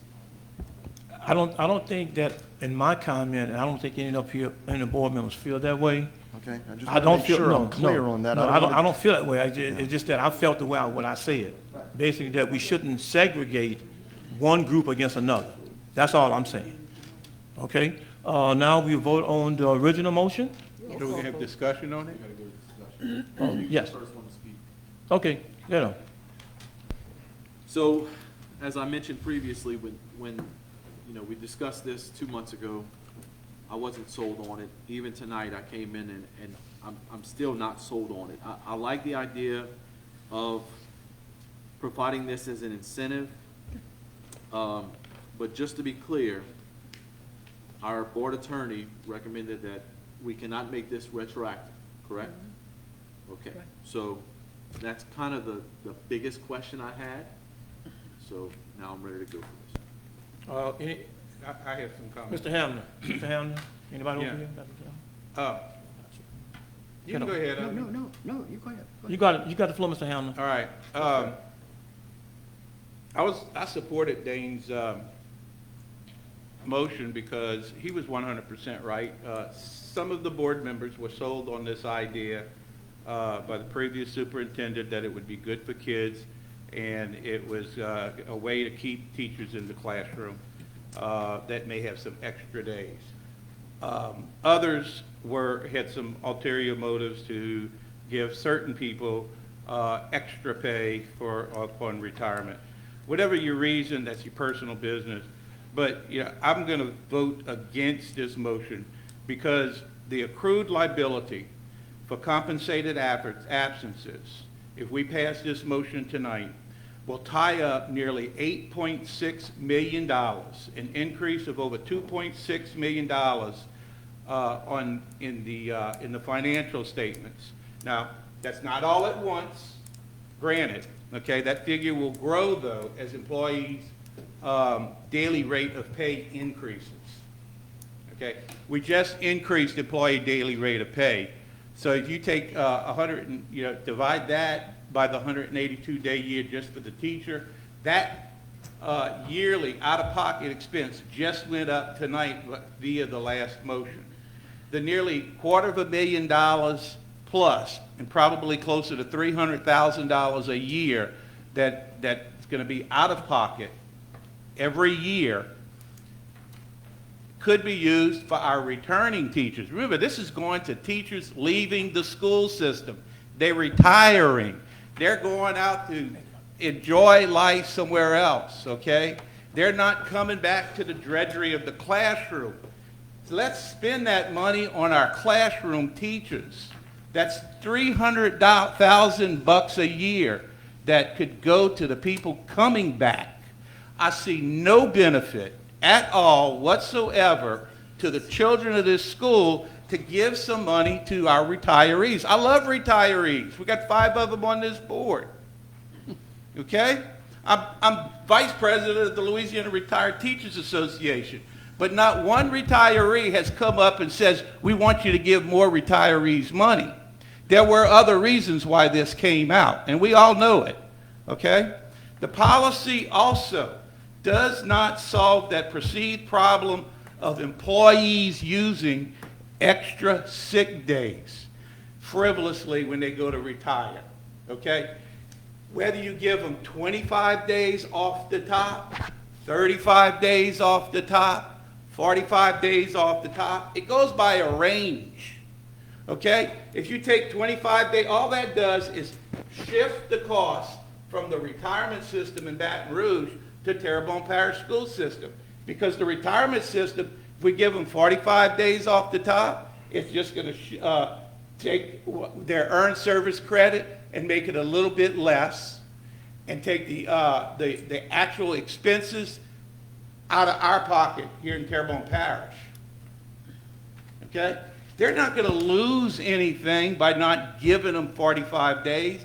They're going to it's just whether or not we want to give it to them up front as a compensation for retiring, or if we want to give it to them in their retirement benefit. You guys have to understand that there's no way to pick and choose against the retirement system. It's set up that way. And you're fooling yourselves if you think that it's not going to have a cost. It has a huge cost, all right? And finally, let me just say this. There's a reason there's 66 or 67 school systems with the special school districts. 62 of the 66 school systems use the same policy that Terrebonne Parish School Board currently has. The same identical policy. There's got to be a reason why 62 other school systems are doing it. Now, I tried to figure out why the other 4 weren't doing it, and I got to meet the business manager at the last conference we went to, and I asked her, I said, why do y'all give 45 days? She said, well, really, there's no reason that we always did it that way, and you know, we have so few retirees in that particular parish that it really wasn't an issue. She said, however, as the new business manager, that she's eyeing it because the cost is starting to grow. As their salaries increased, so did that out-of-pocket to these retirees increase. And with their aging population now, they're having more and more retirees. So she suspects that in the next year or 2 or 3 maybe, that they will probably change theirs to coincide with the other 62 parishes.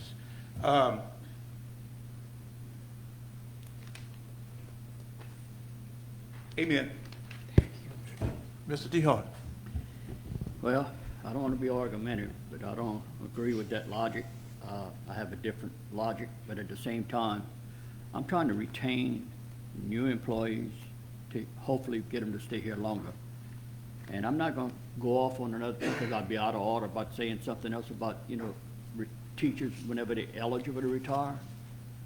That's a choice they make. But if I get them here early and they know they have that opportunity, they're not going to use those days. They're going to wait and closer to add. To me, that's a way of adding to retirement. If I'm wrong on that, guess what? I'm not the first time I'll make a mistake. But out of research, I wish I could retain people after they retire, and they earn that retirement. I'm not here trying to argument at that point. But to me, the private sector or you know, other sectors benefit from those retirees, and they teaching still today in many of our schools in Terrebonne Parish. I wish I could retain some of those people, but the rules is not there. But this right here, The law says you can have a minimum of 25 days. And I'm telling you right now, a person coming here 4 or 5 years, they know that path is there to where they can at least, one way or another, whether through retirement or through, getting paid for it, they've earned that. And I think that's another caveat to attract teachers to come to work in Terrebonne Parish. That is the backbone of what I'm saying, and maintenance department, bus drivers, it's gonna keep people here longer, the new employees we got coming, because we can't stop the retirement for whatever reason, but guess what?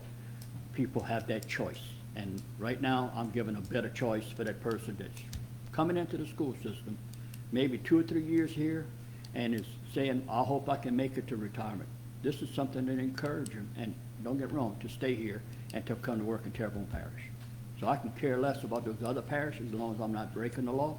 I'm here to make the best I can as long as I'm sitting in this chair for Terrebonne Parish. Thank you. Any other board member? Ms. Benoit? Yeah, I just want to say that, this issue has been around the mulberry bush for quite some time. I supported Mr. Voisin's motion because I knew that some of the board members were against the cost that they thought would escalate. But, I thought it would be more likely that board members would vote for this motion, making the cost less. It's not that I was against the others in the system. It was about trying to get this passed, and I thought that it would pass more easily that way. I do think that retirees leave something on the table when they do not use that benefit that they all have, and they all have earned, and they have not used it. I think they will still leave something on the table, even if they have enough, that even if we give them this extra 20 days. I'm willing to do that because I think it's important for them to get that benefit that they've earned. Thank you. Mr. Lagarde? We're talking about this, and it's been a while. Did we stop and talk to the teachers? Did we survey any teachers and ask them, would that make you go to work more because you're going to get an extra 20 days? Did we? No, we did not. I talked to some teachers and they were like, that won't make a difference. That's not going to make me come to Terrebonne Parish, or that's not going to make me not go to work. It would be nice, but let's not, the way we put it, like it's going to attract more people. Oh yeah, I'm going to get an extra 20 days, so I'm going to Terrebonne Parish. No, I don't think not one teacher who's working going to say I'm not going to work because I want to bank these days. You're a teacher, you're going to work. Now you're sick, but I don't think there's not one teacher going to get up and say, okay, I'm not going to work, or I'm going to go to work. I think our teachers are hard-working people, and they go to work. They don't stay home just to stay home. They stay home. Teachers go to work sick. When you're a teacher, you got to pick the times you go to the restroom. You don't go to the restroom when you want. You go to the restroom when you hold it. You don't pick that. So I don't think our teachers staying home to stay home. No. And an extra 20 days, no, that's not going to happen. So I would love to give them all of the days, to be honest with you. If they state, if you want to do something, let's give them all the days. Let's look at that, because I know some teachers got 100 days. Let's give them that. That's my hope. But, we keep getting away from what this really was about. And I think that's why some of us not going with it, because we know the real motive. Let's be honest. This is a board. Let's be honest. We know what this really was about. Now, the public may not know, but I know and you know and I know you know. It was really about something else. Now, if it was about teachers and giving them days, I would be with it. But it wasn't about that. So I'm against it. I'm not against teachers, but I know this is not going to make a teacher come to Terrebonne Parish or a teacher not go to work or whatever, or thinking I'm banking days. Teachers not thinking like that. So that's just my opinion. Well, Mr. Lagarde, I did not do a survey, but I did have Ms. Lagarde say, is it Lagarde? Yes. I thought so. Ms. Lagarde tell me that she had surveyed teachers, and she got a positive reaction from the teachers. They thought that was a good benefit to have. So there you go. Dr. Trahan? The bottom line for me on this on this item, as it is now, as it has always been, with no other ulterior motives at all, is that teachers and employees and everyone have earned these days. They work for them. And if you retire with not less than 40 years in our system, you can use your accumulated sick days you haven't used and turn them into service credit, which is what I did when I retired, because I started working at a later age. However, but if you have those 40 years and you have banked sick days, which you earned and worked for during your career, you lose them. Because you cannot turn them to service credit. You already have full service. You already have full retirement. So those people are losing those days that they've worked all those years to bank. That's what I don't want to see happen. I don't want employees losing days. Now, that's not all retirees, but it's a number of them. Those of them that stay in our parish for the whole 40 years, and they have a lot of sick days, they can't turn them into service credit, because they don't need it. That's my bottom line. Okay, Mr. Visor. I don't know anything about ulterior motives and some of the things. Again, my issue was for teachers, and I'm hearing most of you guys saying teachers, teachers, teachers, but no, you want to include employees. This has many holes in it. There's too many issues with all of this. We can't agree. We're going to have to agree to disagree. I'm telling you now, I'm voting against it tonight. Not for a reason because of teachers. I don't think it's not broken. You know, 25 days, in my opinion, that's what it should be, stayed out of. Okay, any other comment? Okay, ask for a roll call vote. What is it? We'll get the motion, the original It's the- recommendation. As it's listed on the agenda, and it's going to be that the board approve as presented revised policy file F11.4 sick leave effective upon board approval on August 2nd, 2022. Yes.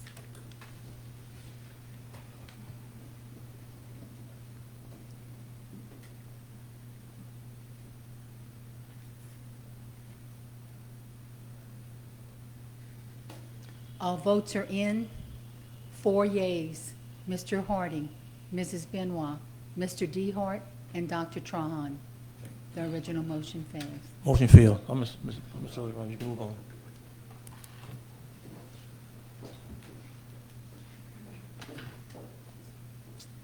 Okay, the next recommendation is a matter pertaining to employee compensation package, and the recommendation is that the board approve as presented the employee compensation package.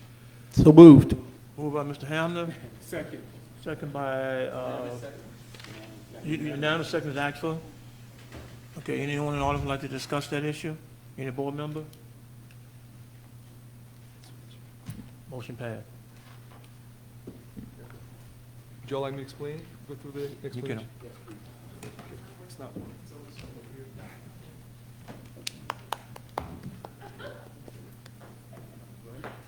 So what we're looking at doing this coming school year is a 7% supplement as the guide says. This is to be presented to all full-time and part-time employees. Full-time, part-time. Okay, we're gonna cap it at 60,000. So 60 was chosen because 60 is around the max of the teacher salary with the max of that 30 years. So that's about, we don't want to go beyond the teacher salary. So anybody making beyond 60 is going to be capped at 7% of 60,000. Okay? The reason 60 is because that's the maximum plus 30, right around that teacher salary. So we're going to propose, and Ms. Boyle was kind of talking about that earlier. We met earlier last week, and we talked about options. We gave ERC 3 options. Getting the 7% in a 1% upfront, a 3% in winter time, and 3% in the spring. That was option one. Second option was 2 3.5% payments, one in winter time, one in the spring, and the other option was everything upfront.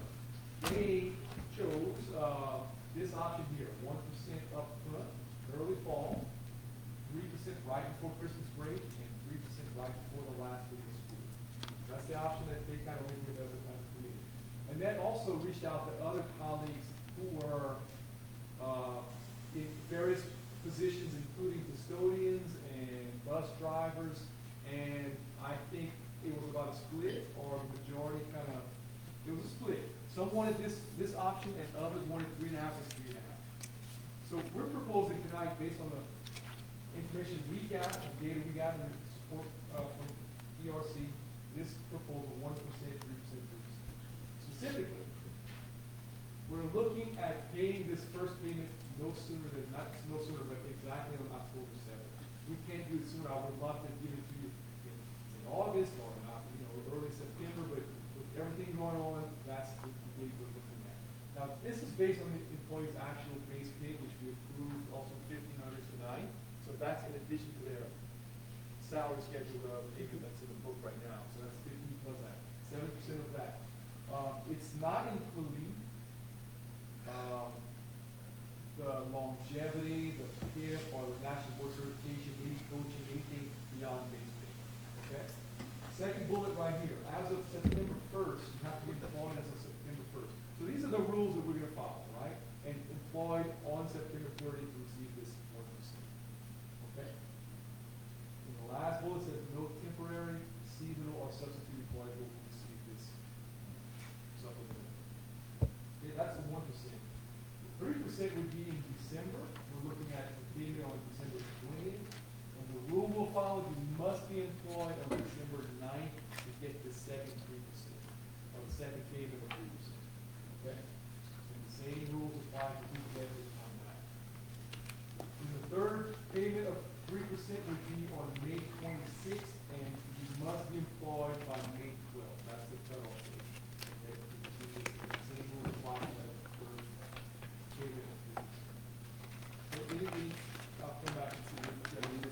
I do have a quick question. When you say must be employed by, you mean employed through that day. I mean, somebody can't come on May 12th and get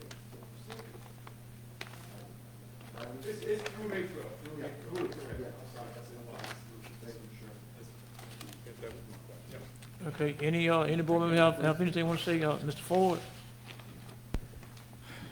I want to point out the obvious thing here. This, like you mentioned earlier, this is a motion that was brought on by our superintendent. And he did so because he wanted to show his gratitude to the entire Terrebonne Parish school employee pool, right? Everyone in this district.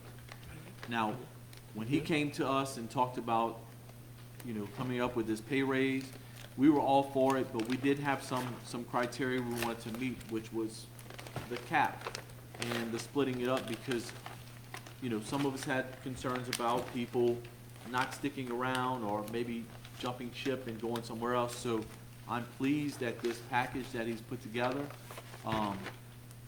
there's no mention in here that it's permanent. There's no mention that it's going to be ongoing, but I think we're going to cross that bridge when we get there. I'm pleased that we're going to be able to do this year for our employees. It's a step in the right direction, and I think it's going to be definitely a benefit, especially considering inflation rates and the other things that we've been dealing with in this area. Thank you. Mr. Lagarde? Yeah, I'm always for giving our teachers and employees a raise.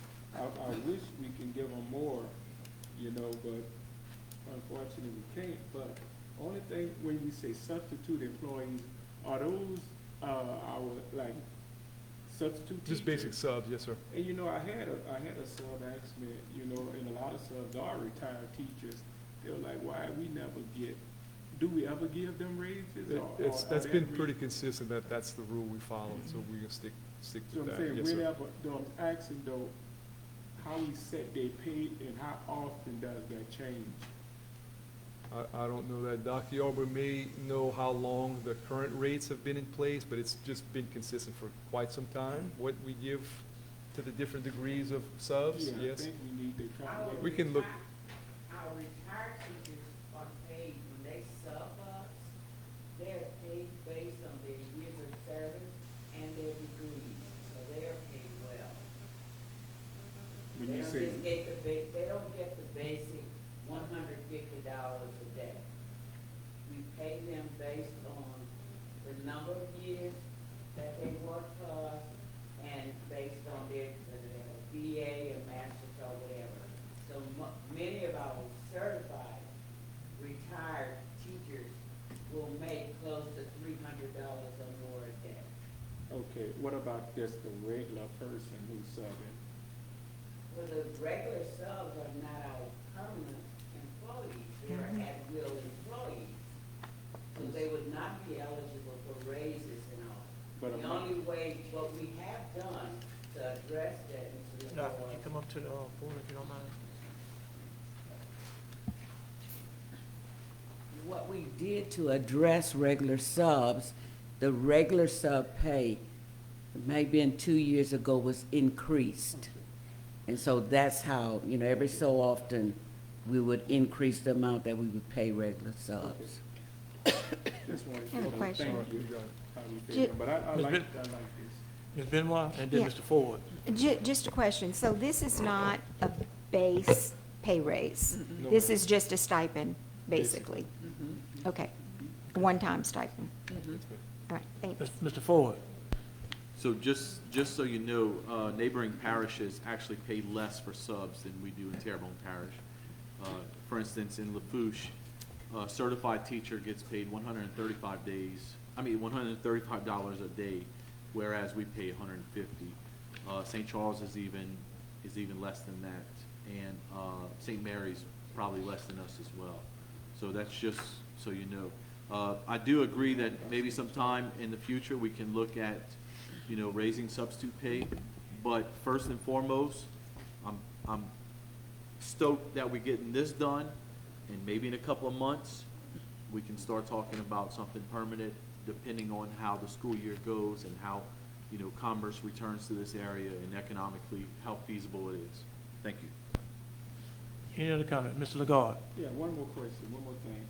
I like it, but also, it kind of, when you cap it at $60,000, I know we don't have that money, but, I kind of think people that work hard and they make more than $60,000, and it's kind of unfair to them.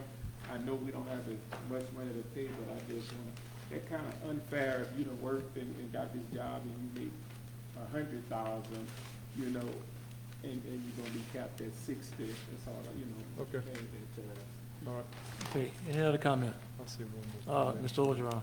So, did y'all vote on it? I'm gonna see after. Yeah, we unanimous. It's all good? Yeah. So, I think I'm speaking on your behalf and our staff's behalf that, they've been through a lot last 2 years, all of our employees, teachers, every category of employee have been through a lot, and they've been flexible and have endured, and this is just a way to recognize and just thank them for the job they've done, and we appreciate it. We appreciate it, all that we have, and we're starting a new school year. This will hopefully be just a support for them going with all the things that everybody's endured, right? This hopefully will be a little just cushion to kind of get through some of the tough times that people are still in. We realize that. So thank you all for approving this. Thank you. Okay, any other comment? Okay, Mr. Orgeron. All right. Provided for you is administrative assignments for 22-23 school year. This is just for information only. It's the central office assignments, and we also have every administrative principal assignment and person in school. That's just FYI. Letter B, we've also provided for information only personnel actions for a period of June 27, 22 through July 22nd, 22.